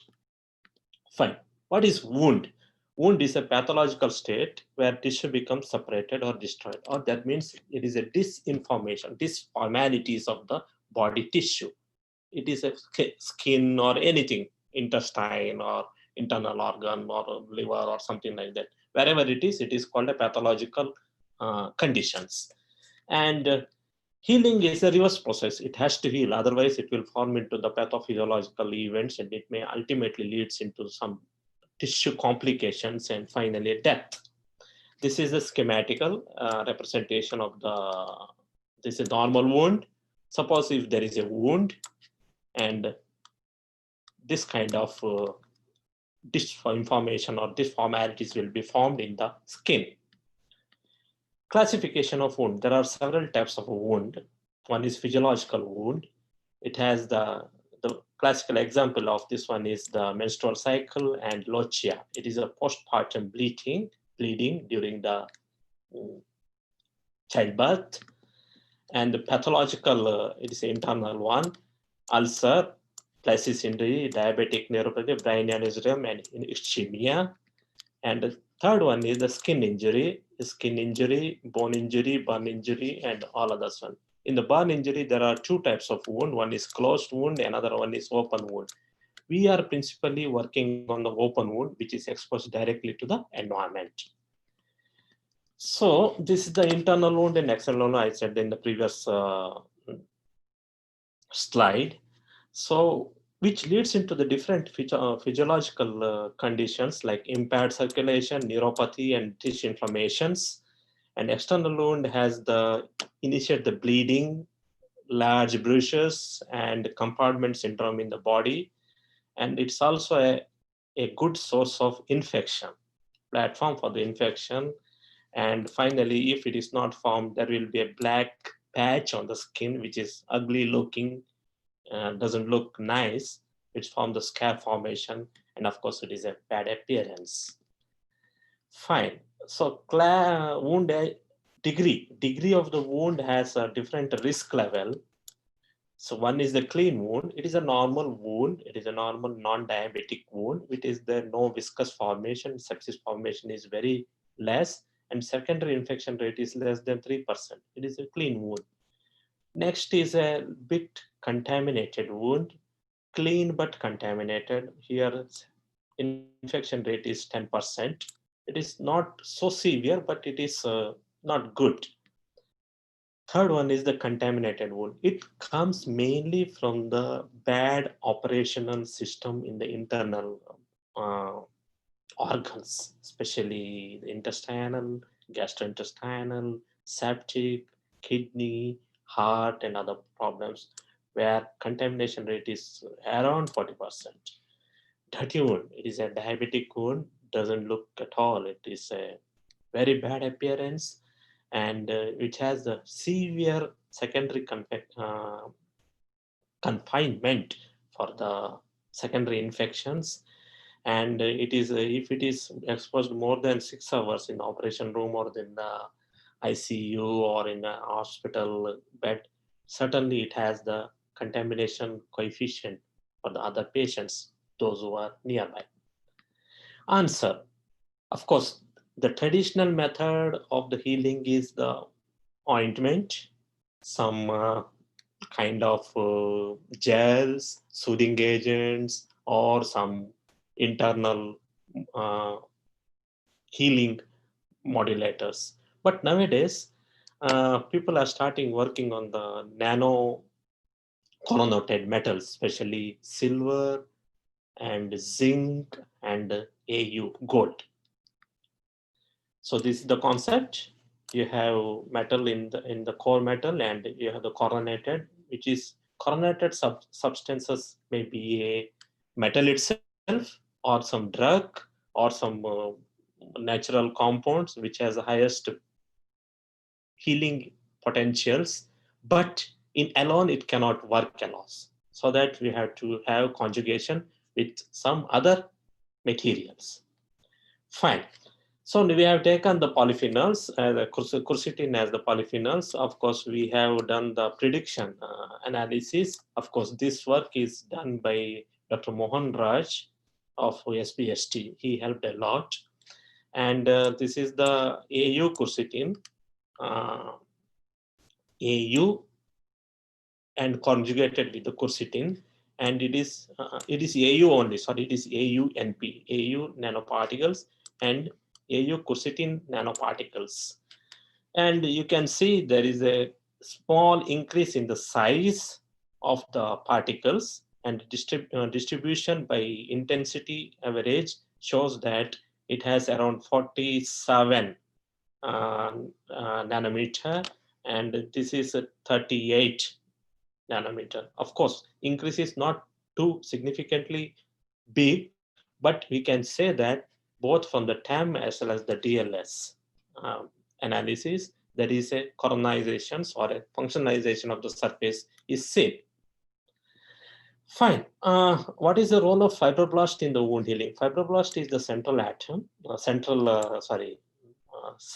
cells, which has the regular contact with the keratinocyte. Keratinocyte is another key cell which is facilitating the wound healing. Of course, so many other cells like platelets, microfibroblast, angiogenesis, macrophages, they are all working synergetically to heal the wound. Fine. So this is the control fibroblast, AU quercetin, AU and quercetin nanoparticle, and the AU gold nanoparticles treated this one. This is the control, and this is AUNP, and this is AU quercetin NP treated.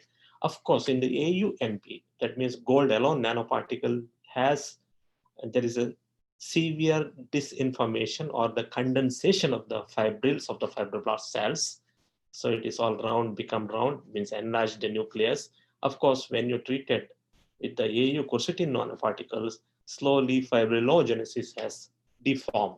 That means quercetin helps in the degradation or the condensation of the fibril of the fibroblast. And of course, this is a very preliminary studies, dose dependent and time dependent studies. The quercetin, both quercetin, AU and AU and gold quercetin treated with the different concentration of the and shows that 5 microgram per ml shows the microgram per liter. That means ppm, 5 ppm shows the very good stimulating agent, stimulatory with the gold quercetin nanoparticle. But up to 1 microgram gold alone shows the not much severe effect, but after that cells started decreasing. And we wanted to know what this particular dose has time lapse effect on the fibroblast cells. We did the time course studies. So 2 hours, 4 hours, 8 hours, 16 hours, 24 hours. Of course, up to 8 hours, viable cells number has, up to 4 hours, viable cells number has, there is no change between the control as well as the treated group. After that, gold AU NP started decreasing. So we wanted to know what is the molecular events, what is the molecular signaling pathways interconnected with the TGF wound healing. One is the TGF-beta, and what is its role in the keratinocytes and communication between the keratinocytes and fibroblast. Of course, TGF-beta is most important signaling pathway, which has the interlinking between the keratinocytes and fibroblast by secreting so many growth factors. So we wanted to know first whether it has any direct role on the miRNA as well as the proteins. This is the miRNA patterns, whereas 10 microgram per liter, 10 ppm shows the increase of the gene from that of the other groups. But here there is not much of increase of the protein levels. However, highest concentration shows the 10 ppm and quercetin shows the decrease of the protein expression from that of the control. So we wanted to know whether it has any direct relevance on the cultures so that we knock down the fibroblast TGF-beta. This is the wild type, and this is the knockdown condition, as well as we co-culture the knockdown condition as well as the TGF knockdown conditions as well as the normal cells. Green is the knockdown cells and gray color is the normal cells. So it co-cultured and stimulated with the nanoparticles. So this is a video actually. So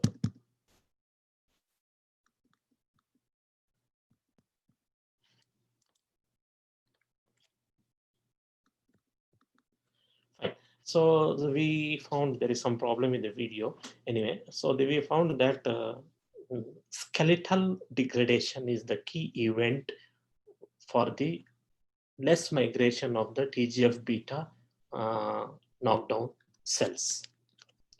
So we wanted to know whether it has any direct relevance with the SMAD signaling pathway, and TGF-beta has direct relevance with the SMAD signaling pathway or not. So this is the different signaling pathway which has direct relevance to the SMAD. SMAD is a nuclear protein. It's a settling protein in between nuclear to cytoplasms. So we wanted to know whether it has a direct relevance on the SMAD or not. Yes. So in the SMAD has the four phenotypes. One is SMAD2, SMAD3, and SMAD4, and SMAD7. SMAD7 is an inhibitor of the SMAD2, 3, and 4. So here 1 ppm and up to 5 ppm shows the increase in the protein expressions from that of the control. Of course, higher concentration of the both SMAD2, SMAD3, and SMAD4 shows the severe inhibitory actions from that of the control. So we wanted, if there is a increase of the, if there is an increase in the SMAD2, 3, and 4, it has to go to the nucleus, where it will go. Otherwise, it has to degrade, ubiquitous degradation in the cytoplasms. So we wanted to confirm that whether SMAD2, 3, 4, increase the SMAD2, 3, and 4 expressions on the cytoplasm has a direct relevance, whether it is directly going to the nucleus or not. Here we found there is not a nuclear localization of the SMAD, respective SMAD in the nucleus. This is the immunofluorescent studies. Then we understood that there is some inhibitor. That inhibition action of the particular SMAD group proteins as in preventing the nuclear translocation of the SMAD2, 3, and 4. So we found SMAD7. SMAD7, of course, 1 microgram, 1 ppm treated cells shows the direct inhibitory action towards the SMAD2, 3, and 4. So we wanted to know whether it has direct relevance with the microRNA. Of course, as everybody knows, biologists knows, this is the biogenesis and the functions of the microRNA, how primary miRNA with the pre-miRNA and it is the mature miRNA, and how it is finally translation, repression of the gene in the gene. So complications. Here it is in the diabetic conditions. Of course, keratinocytes and fibroblasts will be TGF-beta and IL-1. These are the two master player key proteins which are responsible for the communication between the keratinocytes and fibroblasts. We put a hypothesis that diabetic condition, it is known that TGF-beta increases. If there is the increases, there is a growth factor secretion from the fibroblasts to the keratinocytes will be increased. And is too much of keratinocytes, re-epithelialization will not be taking place, so that the healing will not be done. So what is the role of this entire complications on the cellular event on the cell migrations? So dark shoot is a diabetic. We put a hypothesis that diabetic retards the fibroblast cell migrations. So this is our earlier very old studies where a diabetic skin wound will not heal. So that we did the microRNA profiling. In that one, microRNA, miRNA 21, especially 21, is showing the severe biphasic display of the actions. So here we did the same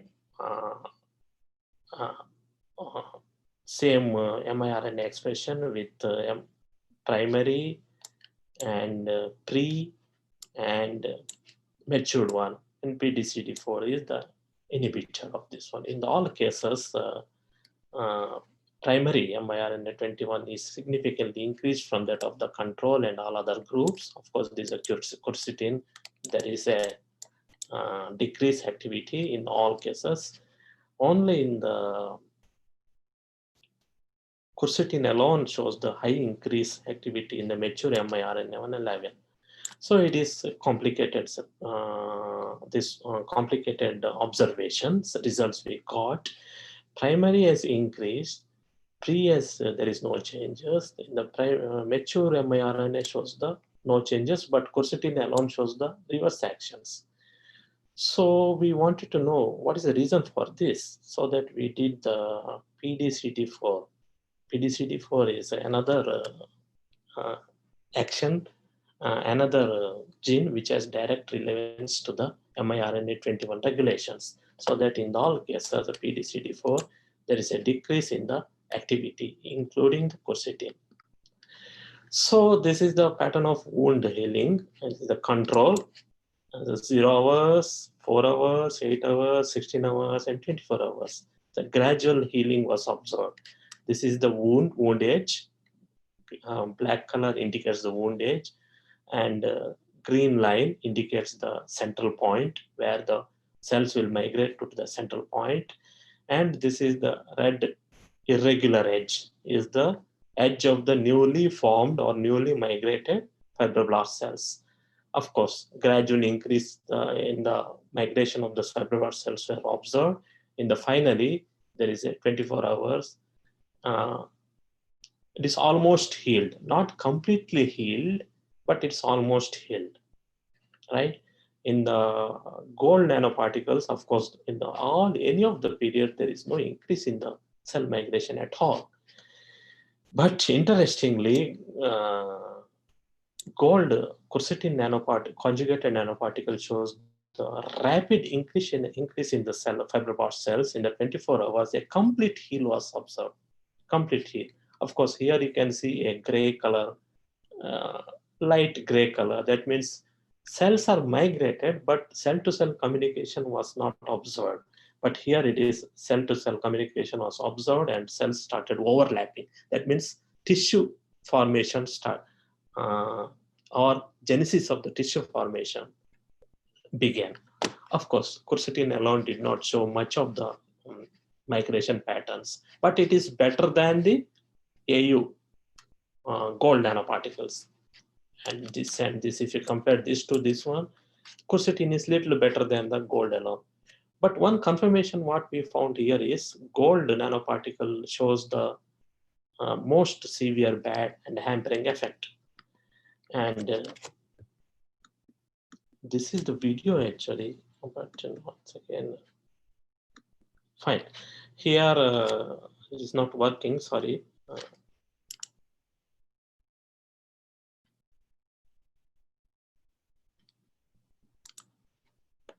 Yeah, this is control, and this is quercetin treated, and this is AU quercetin treated. If you see carefully, and AU quercetin treated cells have started moving very fast, and than any other these two groups, right? So we found that AU quercetin shows the better healing agent, healing phenomena than the quercetin, this one, and this is a control, right? So in nutshells, gold quercetin nanoparticles stimulated the fibroblast cells. Inside the fibroblast cells, SMAD complexes increases, but it failed to translocate into the nucleus because of the SMAD7 overexpressions, which is an inhibitor, and because of the failed SMAD complex nuclear localizations, miRNA, mature miRNA 21 did not increases. Earlier we proved that increase in the mature miRNA 21 is a key component for the cell migrations, but cells started migrating after the treatment of the gold nanoparticles. What is the reasons? Why? It is question mark. So take home message is cell or a tissue should not become the metal mine. So yeah, because the gold, silver, platinum, strontium and zinc, copper, and magnetic particles. Everything is in per se, it's a toxic, but it should not accumulate in our cell or a tissue. Thank you. Yeah. Thank you, Dr. Harish. So it was a thorough investigation I by can't the hear. students, and then so it was a fantastic picture to see the Western blot, fluorescent microscopic images of the cell migrations and everything. Thank you. And then now we'll collect the questions from the audience. Please.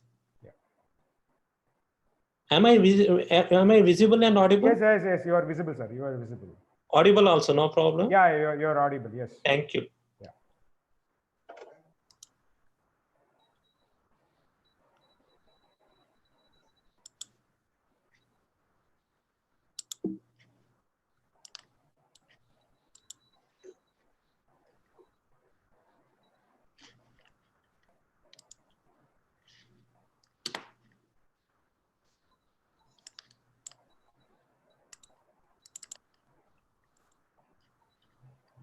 But there are no questions.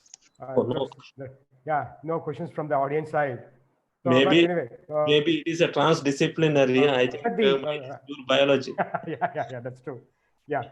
So my Anyway, question here is, so how you really standardize this gold nanoparticle quercetin loaded particle for the study? So is it by the titration methodologies? How you really done this? No, actually, we calculated the amount of gold and quercetin individually. Gold by the ICPS. Okay. And quercetin by the UV-Vis method. So we have standard quercetin, and we bleached the quercetin and extracted into the buffer, and we did the calculation how much quercetin is present in the gold after the bleaching. Okay. So if you really say precisely, so if I really taken 1 milligram of a gold nanoparticle, so can I really say how much quercetin is there as a? It is encapsulation. The result I have given. It is encapsulation efficiency is around 55 to 59%, sir. Okay. In 1 ppm of the gold. So with that concentration, is it really sufficient to allow for cell migration? Because in what happened in the pure quercetin, according to the earlier others publications, if you see the scanned others publication, pure quercetin shows the 400 micromolar is not lethal to the fibroblast cells and keratinocyte cells. Okay. But our quercetin load, our concentration of the quercetin in our formulation is very less. Okay. It comes around 70 to 80 micromolar. In that way, yes, it is lower concentration is helping. Maybe because of the metal ion, which is already conjugated this one, you see when there is a wound, the edge cell has the lot of ROS production. Because of the ROS production in the edge cell, because it is directly exposing to the environment. Because of that ROS production, there is probably quercetin works as the antioxidant mechanisms, and gold or a silver acts as the anti-inflammatory, because it is that mechanism may be working. We have not done that one, but anyway, so we will look into it. Okay. So there is one question from one of the audience. So when this medicine get commercialized, will it be so expensive? So because of the use of a gold nanoparticle? You see, gold, it is gold means it is not like gold per se. We reduce the auric chloride, AuCl4. We reduced it, we found the gold this one. We really don't know, because content of the gold alone is, it is in the nanogram level, one thing. Second thing is conjugation with the quercetin. Quercetin is a natural compound. It is a conjugation with the gold. Of course, commercialization and clinical application is far away from. Now I am in the single digit of the research. Commercialization comes in around after 90 or 80% of the sufficient knowledge gain. Maybe not so much of costly, because already in the market there are some benzodiene is conjugated with the silver, and silver conjugated wound dressings, wound meshes, wound dressings are available nowadays. Johnson and Johnson and Piramil of Indian Piramil Pharmaceutical, they are all producing it. It may not be so costly. Okay, so there is one other question from audience. So what is the magnetic particle scenario over gold and titanium particle in wound healing and other biomedical applications? Yes, the magnetic particle like ferrous, they already worked at, some groups are working on it, magnetic particles. One advantage of the magnetic particle, which has the cell-to-cell attraction. So in that way, it has certainly a merit than the gold or a silver. Yeah. Okay. So I would like to profusely thank you, Dr. Harish, since this is the first another virtual international conference we have organized as a part of the VIT, and then so VSA is organizing this truly translational disciplinary virtual international conference now. So thank you for being part of this international conference. My pleasure also, my pleasure. Thank you. And then, so over to the co-host for conducting the other proceedings. Thank you, Dr. Thank you, Professor Pragasam, for chairing the session and sparing your valuable time for our conference VITC 2020. And I would like to thank Professor Harish as well on behalf of the organizing committee of VITC for sparing your valuable time and delivering such wonderful information and a wonderful talk. So I hope students working in this field and participants working in this field, they might have taken a lot of things away. Thank you very much, sir. Thank you, Professor Pragasam. Thank you very much. See you sometimes later next year after COVID in VIT once again. Yeah, sure, sure, sir, sure. Yep. Thank you. Dear participants, we have some time to start another session. It is 10:40 now, so we'll be starting another session in around 10 to 12 minutes. So we can wait till then.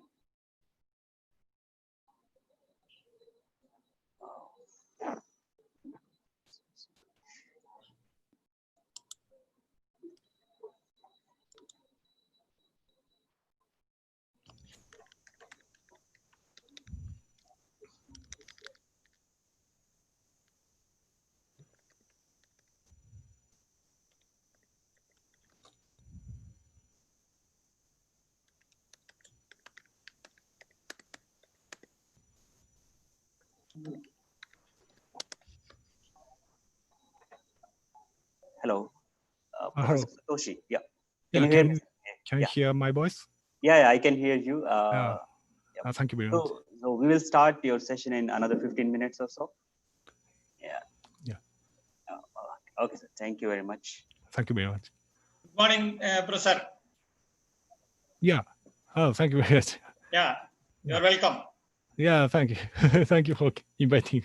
Yeah, Professor Harish, sir, thank you. Yeah, thank you. Thank you very much. Yeah. Yeah, thank you.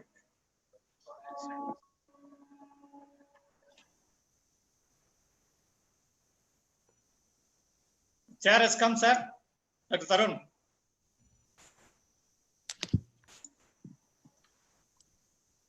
Good morning, conveners and co-conveners. Yes, sir. Welcome. Thanks for the opportunity given. Yeah. Thank you. You are on time, on board. Sir, let us wait for a few minutes, sir. As per the schedule, let us start. Yes, sir. Okay. Thank you.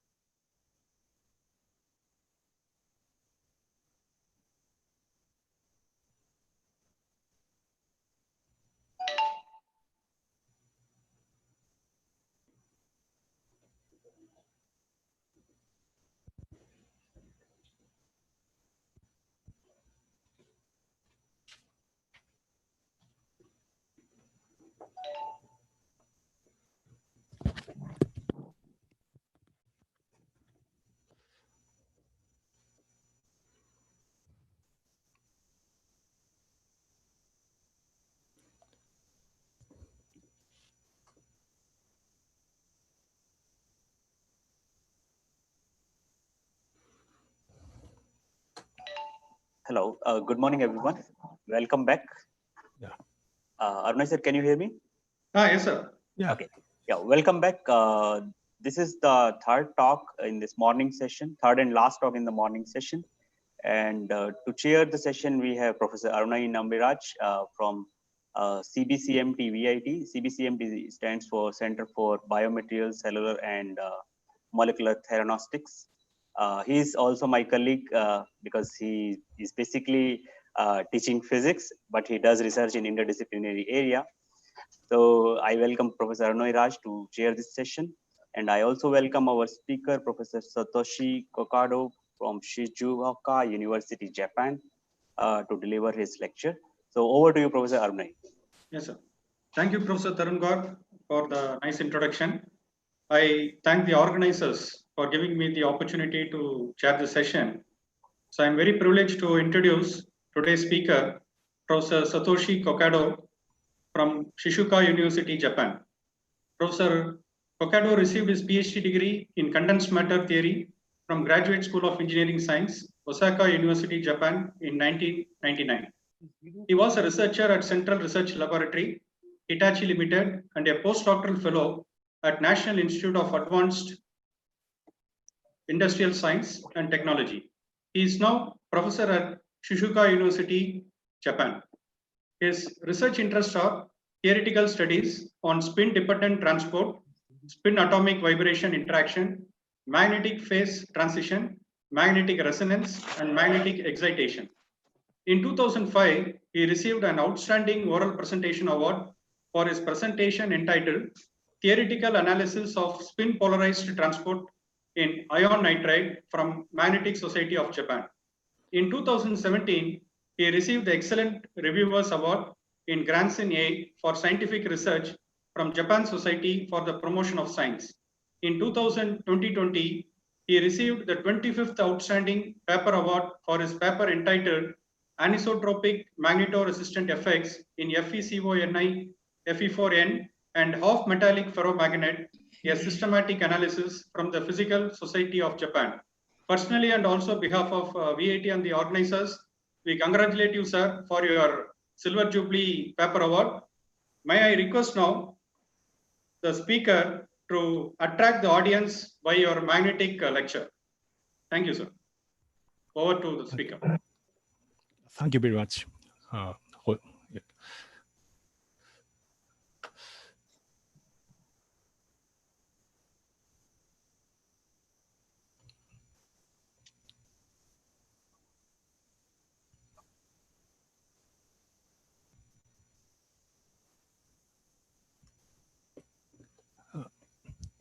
Share is okay? Yeah, we can see your screen, sir. You can see, okay. Yep. Thank you, Mr. Chairman. I am Satoshi Kokado. Okay.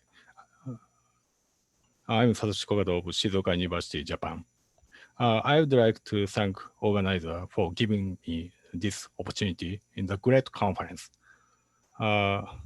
Today, I will talk about a theoretical study on anisotropic magnetic resistance effect for ferromagnets. Okay. Let me introduce my university, that's Shizuoka University and Hamamatsu City. Okay. So Professor Hayakawa, who had invited to talk yesterday, is also a professor of my university. He explained this university and the city in detail, so I have a simple explanation. Shizuoka Prefecture is located in the middle of Tokyo and Osaka. This Shizuoka Prefecture has Mount Fuji, which is the highest mountain in Japan. This is Mount Fuji. It's very beautiful mountain. Okay. So my university has two campuses in Shizuoka Prefecture. One is the Hamamatsu campus. The other is the Shizuoka campus. Okay. My faculty, that Faculty of Engineering, is located in Hamamatsu campus. Okay. This Hamamatsu has a rich natural environment. Okay. this Hamamatsu faces the Pacific Ocean. Okay. So many fresh fishes are catched. So and seafood such as sushi is very delicious. Okay. And also dumpling with only dumpling including only vegetable is famous in Hamamatsu. Okay. Okay. If you come to Japan, please visit my laboratory in Hamamatsu campus of this university. Okay. Outline of my talk is a background of AMR, theory, theoretical analysis, and intuitive explanation for AMR. And then we show that negative AMR is necessary condition for half metal. These results are summarized in conclusion. Let me introduce anisotropy magnetic resistance effect.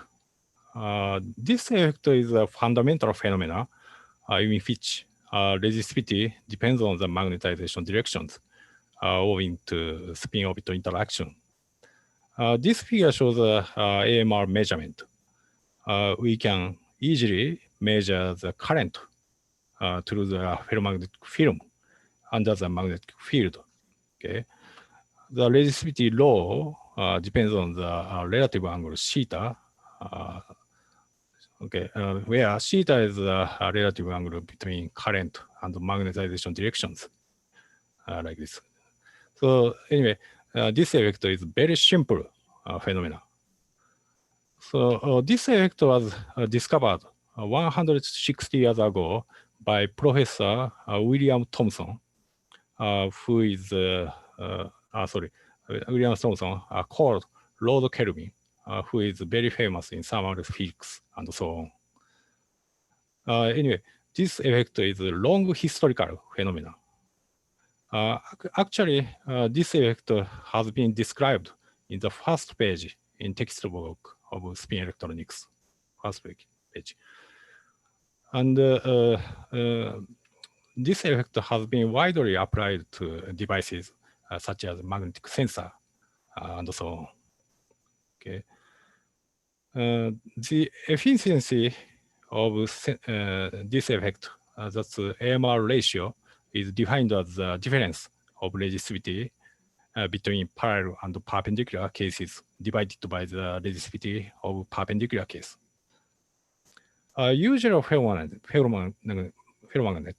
such as iron, copper, nickel exhibit a positive AMR in which resistivity of parallel case is larger than that of perpendicular case.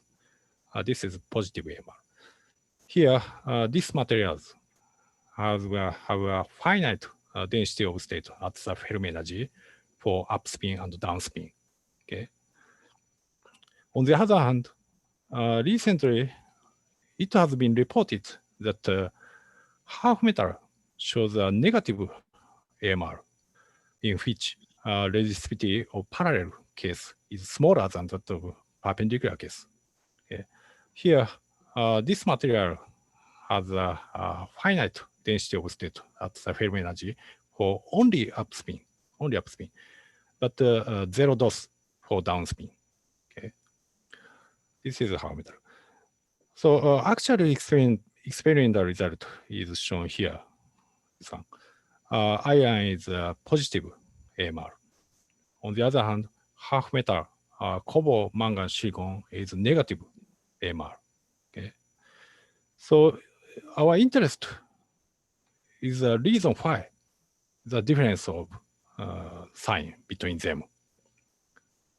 This is a very simple question, but there are few theories to explain this difference. Okay. By the way, conventional theory proposed by Campbell, Felt, Yao has narrow range of application. Okay. This theory is effective only for nickel-based alloy, but this theory is not effective for iron, copper, nickel, and half metal Okay? Anyway, this theory is narrow range of application. Therefore, in this work, we construct the general theory of AMR, and we systematically analyze AMR sign of various ferromagnets. Next, we give an intuitive explanation about positive or negative AMR. And then we show that the negative AMR is a necessary condition for half metal. And as a comment, I think that AMR is more difficult than GMR and TMR effect, because handbook and textbook often show that AMR originate from spin orbit interaction. Only this description. So we have no image for AMR. Okay? Anyway, intuitive explanation has not been given so far. Okay? Today, I'll give it. We use a simple model based on Boltzmann theory. The AMR ratio is written by parallel and perpendicular resistivities. The resistivity is described by the upspin and downspin resistivities.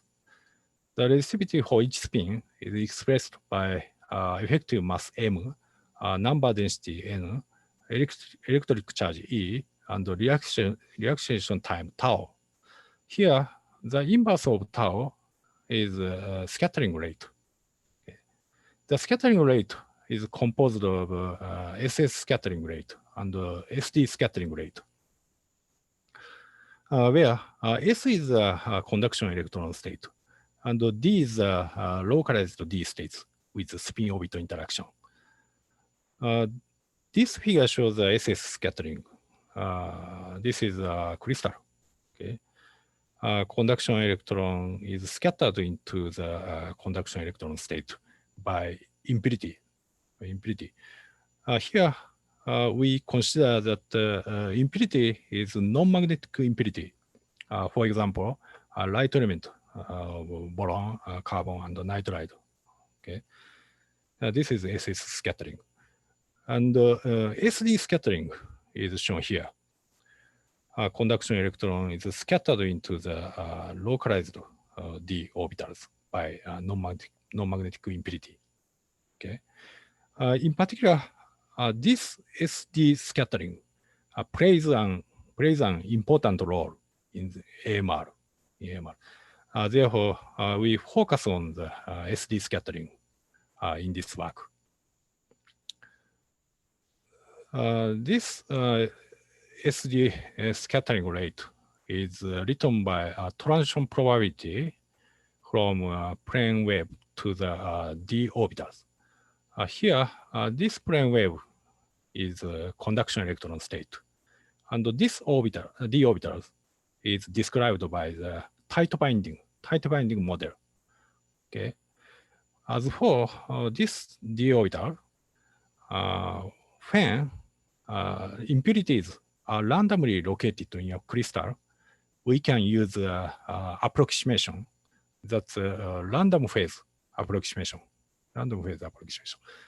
In this approximation, this tight binding d orbitals, that's Bloch wave, reduced to the single atomic d orbital in the approximation. This single atomic d orbital is obtained from a simple Hamiltonian with kinetic energy, potential energy, and exchange energy, and spin orbit interaction.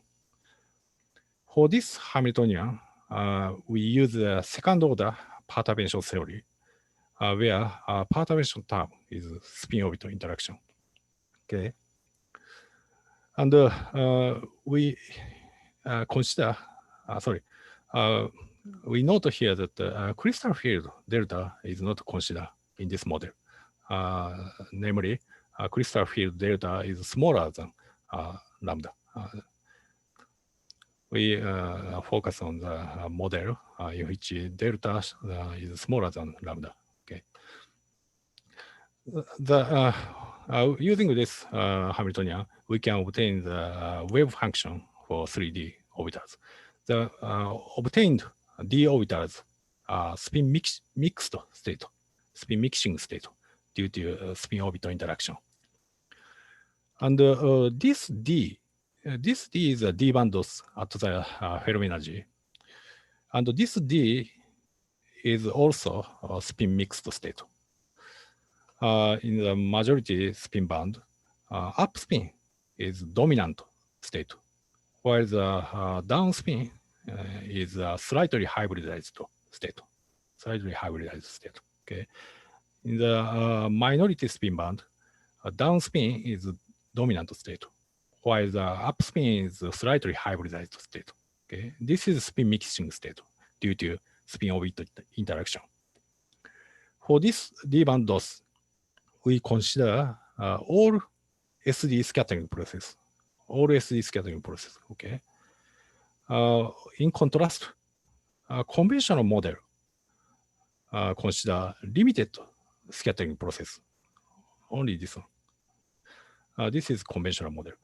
On the other hand, our model consider all SD scattering process. Okay. Using this formulation, we can obtain the general expression of AMR. Okay. The general expression is written as follows. This expression is written by spin orbital coupling constant lambda, exchange field H, and SS resistivity and SD resistivity. Okay. In the case of nickel-based alloy, this general expression reduced to conventional model. Anyway, conventional model is included in our model. Using this general expression, we can investigate AMR for various ferromagnet. Okay. We now investigate the sign of AMR. So we extract the simple expression from the general one. We finally obtain the simple expression like this. This is obtained from the general expression. Okay. And we have an approximation like this. So, for example, spin dependence of effective mass is neglected. Okay. So the simple expression written by d up minus d down and rho up minus rho down, where d is d bandos at the fermi energy for each spin, and rho is total resistivity for each spin. Okay, and the calculation result is shown in this figure. That's a plane of d up minus d down and rho up minus rho down. These quantities are included in the respective parts. Okay. So the AMR sign is color-coded like this. First and third quadrant positive AMR, and the second and fourth quadrant are negative AMR. Okay, and then this d band DOS d can be evaluated from first principle calculation. Okay, and this law is obtained from transport theory based on Kubo formula. Okay, using these values, we can assign the various ferromagnets to respective regions like this. Iron, cobalt, nickel are positive AMR, and half metals are negative AMR. This is a theoretical result. Okay, and these signs agree with experimental result. Okay. On the other hand, conventional model. Okay, a conventional model is shown by orange curve. Okay. Anyway, conventional model is included in our model. So using a simple classification, we can find the AMR sign for various ferromagnet. Okay. This AMR sign can be explained by using the shape of d orbitals. Okay. We have an intuitive explanation about positive or negative AMR using the shape of d orbitals. This figure shows a pure d orbitals with no spin orbital interaction. Magnetic quantum number 0, plus minus 1, plus minus 2, all d orbitals are included in this figure. T represent the character. These orbitals are surrounded by a circle, because this system is isotropic case. Okay. In the presence of spin orbital interaction, this d orbital is distorted in the magnetization directions. Blue orbitals are dominant orbitals, while the red orbitals are slightly hybridized orbitals. Okay, this is a spin mixing state. To represent this character, we introduce the schematic illustration of 3D orbitals. Blue orbitals, that's dominant orbitals, are shrunk in the magnetization directions. On the other hand, slightly hybridized orbital, that's red orbitals, is expanded in the magnetization directions. Okay, this shrink of dominant orbitals is explained by considering the energy stabilization of orbitals. We find that ellipse case is more stable compared to a circle case in the presence of spin orbital interaction. Okay, this is energy stabilization. And then we can see the difference of behavior between dominant state and slightly hybridized state. So dominant state is shrunk. On the other hand, slightly hybridized state is expanded in the magnetization direction. We can see the difference between them. The difference is due to the normalization of wave function. In other words, the degrees of dominant state is covered by slightly hybridized state. This is due to normalization of wave function. Okay, so using this distorted d orbitals, we can explain the sign of AMR. This figure shows a half metal case. Upper panel is SD scattering. In the case of current I, perpendicular to magnetization directions, perpendicular case. In this system, conduction electron is upspin electron. Okay, so upspin electron is scattered into the upspin state. That's blue region in the D band DOS. Okay, blue region is dominant state. Okay, here we note that impurity is non-magnetic. Therefore, electron spin is conserved in the scattering. Okay, electron is scattered into the upspin state in the D band DOS. Okay, and as to d orbitals, they are distorted in the magnetization directions. Okay, so upspin electron is scattered into the blue orbitals. That's dominant orbitals. Okay, and exactly speaking, upspin electron goes into the states along the current direction. This one, blue bar. Okay, this behavior is due to the selection rule in the scattering. In this scattering, only m equals 0 and plus minus 2 are allowed in this scattering. On the other hand, m equals plus minus 1 is forbidden. Okay, so this m equals 0 and plus minus 2 have a finite probability on the horizontal axis. That's current direction. Therefore, this m equals 0 and plus minus 2 correspond to this blue bar. Okay. Next, lower panel is a parallel case. SD scattering in the case of current I parallel to magnetization directions. Upspin is scattered into the upspin state in the D band DOS. That's blue region of the dominant state.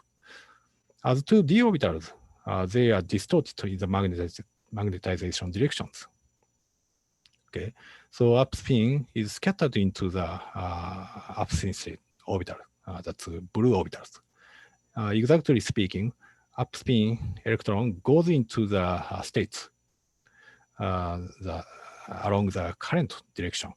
Okay, this behavior is due to the selection rule in the scattering, like this. In this scattering, only m equals 0 is allowed in this scattering. On the other hand, the other states are forbidden. Okay, and this m equals 0 states has a finite probability on the horizontal axis. That's the current direction. So this m equals 0 corresponds to this blue bar. Okay. Now MR is proportional to rho parallel minus rho perpendicular. Here, rho corresponds to the length of bar, blue bar, because this d orbital is localized orbital. Therefore, with increasing length of bar, resistivity rho increase because this orbital is localized orbitals. Okay, therefore, rho parallel minus rho perpendicular, that's small rho minus large rho is a negative value. This is a negative AMR. Okay, this is Hermetal case. The same way is applied to nickel and cobalt cases. From the transport theory, we find that dominant conduction electron is upspin electron in this materials. Upspin electron is dominant conduction electron. And as to d orbitals at the Fermi energy, downspin dose is larger than upspin. Sorry, downspin dose is larger than upspin dose. Okay, this is important point. So this is SD scattering in the perpendicular case. So conduction electron, upspin conduction electron is scattered into the upspin state. Okay, that's a red region. That's a slightly hybridized state.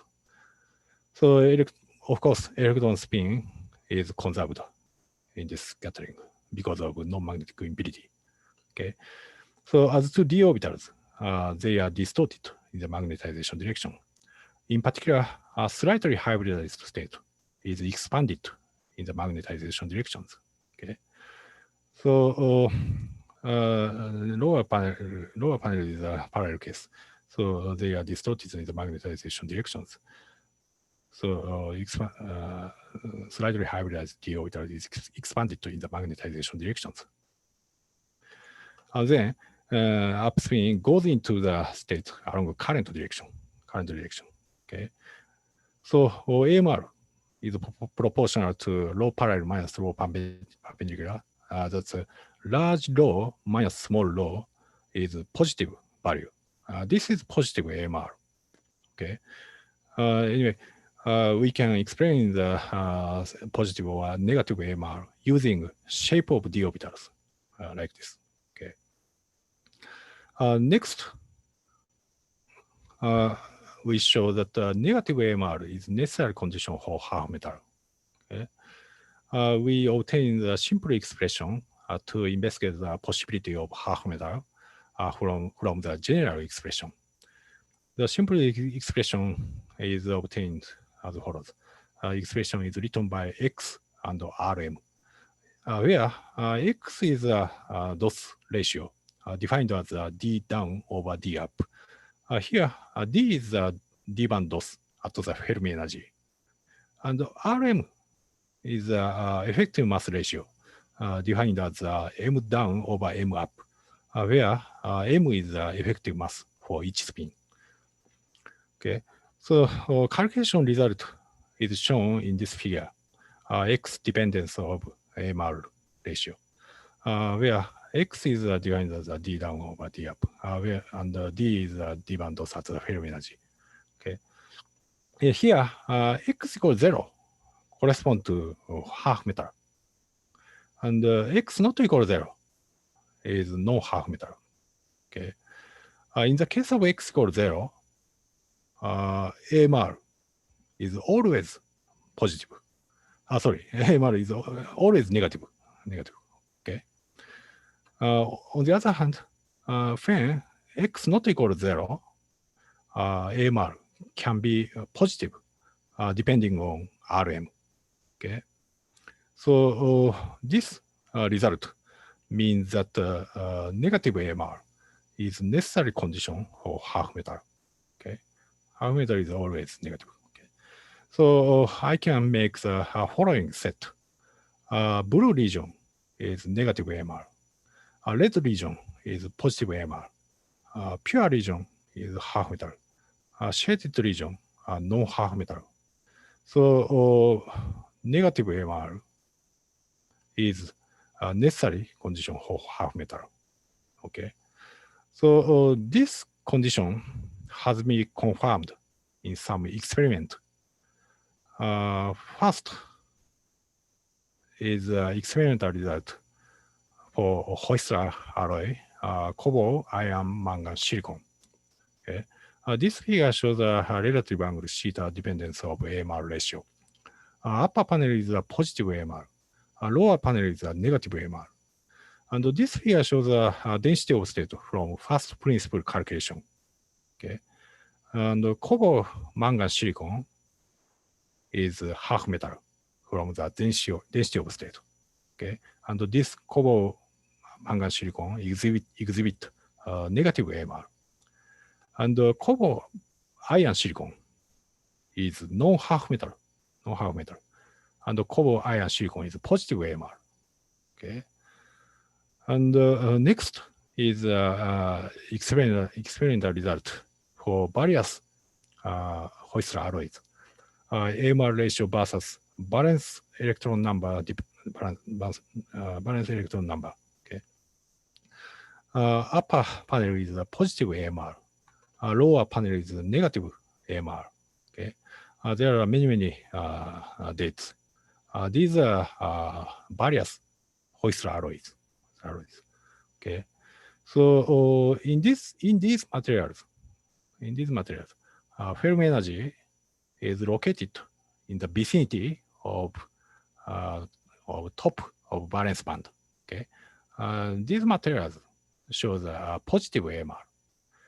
And these materials, in these materials, film energy is located in the vicinity of bottom of conduction band.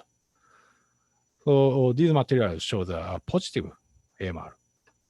And these materials, film energy is located in the middle of half metal gap. Anyway, these materials are half metal. And these materials show the negative AMR. Okay. Therefore, these experimental results show that negative AMR is necessary condition for half metal. Okay.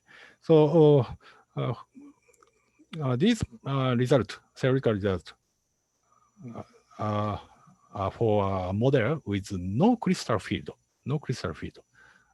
namely crystal field is smaller than spin orbital coupling constant. But recent,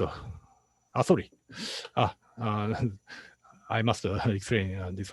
Sorry. And from the experimental result and the theoretical result, I can make the following proposal. But we note here that materials is limited to half metal in which crystal field can be neglected. This is important. That crystal field is smaller than spin orbital coupling constant. Okay, so this is my proposal. If positive AMR, if negative AMR is observed, material has a possibility of half metal. But if positive AMR is observed, this material is no half metal. So therefore, by measuring AMR, we can remove the no half metal with positive AMR before fabrication GMR and TMR junctions. So I propose about fabrication of GMR and TMR junctions. Okay. So anyway, we can use AMR effect for judgment of half metal or no half metal. So therefore, I can say that let's measure AMR before fabrication TMR and or GMR junctions. Okay. So and this result for a model in which crystal field can be neglected. Okay, that's crystal field delta is smaller than the speaking orbit coupling constant lambda. Okay, this is limited to small crystal field model. Okay, and next is a recent study. That's this one. We investigate the crystal field effect on AMR.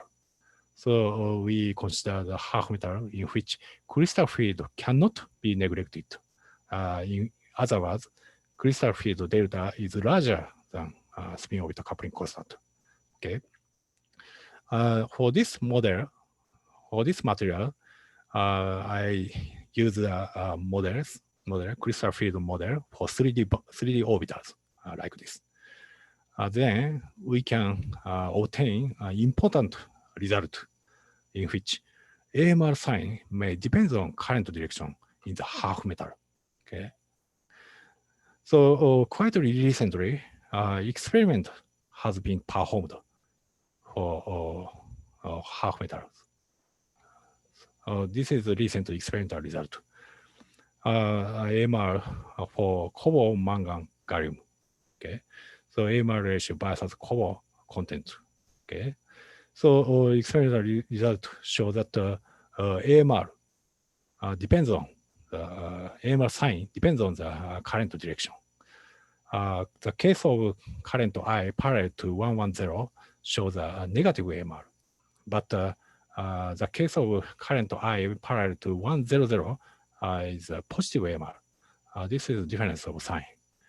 Of course, this is a half metal case. Okay. Therefore, we should note that crystal field cannot be neglected. We should use a crystal field model.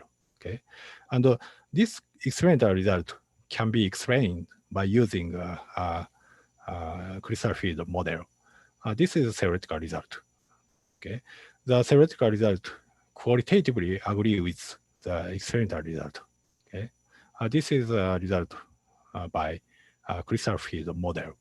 Okay, so we now investigate the necessary condition for half metal in which crystal field cannot be neglected. This is now investigated. Okay, so all results are summarized in conclusion. Mainly, we reported results by using a model with no crystal field. Okay, the results are as follows. We derived a general expression of AMR ratio by taking into account all the scattering rate process. We systematically analyze the AMR sign for various ferromagnet. The respective AMR signs agree with the experimental result. Next, we give intuitive explanation about the positive or negative AMR by using a shape of distorted d orbitals. And we find that negative AMR is a necessary condition for half metal in a model with crystal field can be neglected. Okay. So recent result that crystal field effect on AMR was described in our papers like this. Thank you for your attention.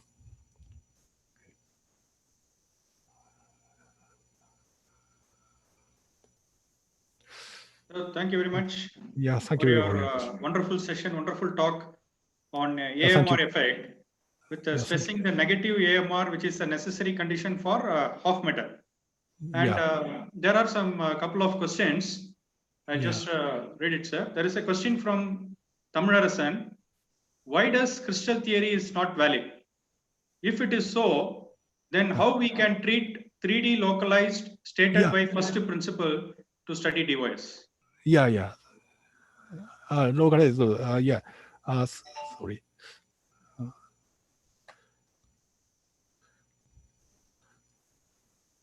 We use localized D state in the approximation. That's the random phase approximation. So exactly calculation. As a exactly calculation, this d orbital is described by the tight binding model. That's a Bloch wave. It's exact answer, but we use a simple model. So in the approximation, that's a random phase approximation. So anyway, when impurities are randomly located in a crystal, we can use a random phase approximation. That's this Bloch wave reduced to the single atomic d orbital. This is effective case in which impurities are randomly located crystal, and the number of impurities are very small case. And this is effective approximation. Fine, sir. Thank you. There is one more question from Anil Anandi. AMR is necessary condition for half metal.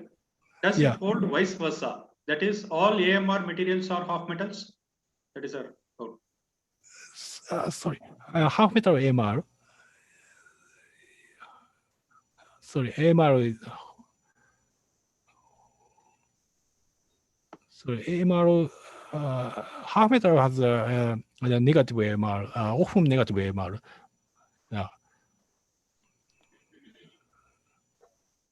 But sometimes half metal can be positive depending on current direction. This is a half metal case. Cobalt, mangan, silicon is negative AMR, but non-half metal is positive AMR. And then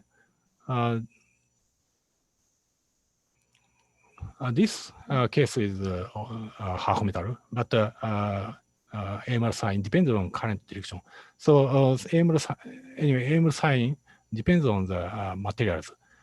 More speaking, AMR sign depends on the crystal field, magnitude of crystal field compared to spin orbital interaction. Fine, sir. Yeah. There is one more last question from our own Professor Ramesh Tamankar. In the expression for AMR, we used the rho up and rho down in the denominator. It does not look like you consider this in your expression. Why is this? I use the resistivity law is Boltzmann theory or Boltzmann theory. This one. This law is expressed as this one, and maybe this law is often used in this AMR effect. Of course, Kubo formula, linear response theory is used. We can use this one, but basically the same result is obtained. We use Boltzmann theory. That's this one. Of course, we can use Kubo formula. That's a linear response theory. But the same result is obtained. Okay. Sir, there is no more question. So on behalf of the organizers, I thank you once again, sir, for the wonderful talk and for keeping your time schedule. I also thank the organizers for giving this opportunity to share the session. Over to the host. Thank you, Chairman. I'd like to thank the organizer for giving me a very nice opportunity in the great conference. Thank you very much. Thank you, Professor Arunai, for chairing the session and sparing your valuable time. I thank you on behalf of organizing committee of VITC 2020 very much for doing the job. I also thank Professor Satoshi Kokado for sparing valuable time and being a part of this conference and deliver such a wonderful lecture on AMR. Though I do not work in the exactly same field, but I could understand some of your things. Thank you very much, sir. Thank you very much. Yep. Thank you, Professor. Yeah, thank you very much. Yeah, see you. Bye. Yeah, bye. Thank you very much. Okay. For all the participants, there is an announcement. One of the talk has been rescheduled.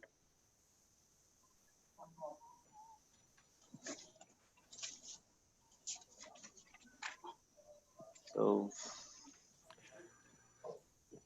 this talk is scheduled tomorrow at 10 o'clock. It was scheduled tomorrow at 10 o'clock. Now it has been shifted to 12 noon. So please note it down. Professor Prashant Sonair from University of Queensland, Australia. His talk was scheduled on 10 o'clock morning tomorrow. Now he will be delivering his lecture at 12 o'clock noon. So this is for participant. Please note it down. Thank you very much. Sir, Professor Tarun, remaining schedules are same, right? Yeah, remaining talk schedules are same. Yeah. They are not changed. Only so the 10 to 10:45 break.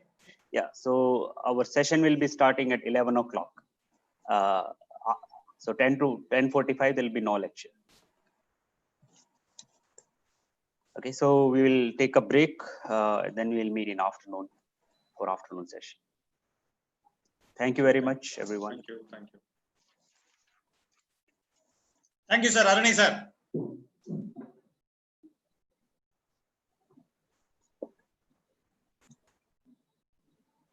Sir, shall we close?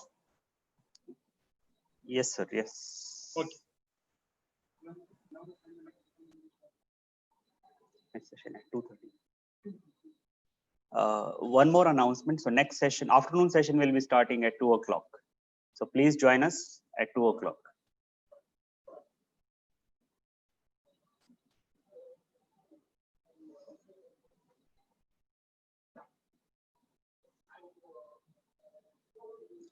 Stop the recording.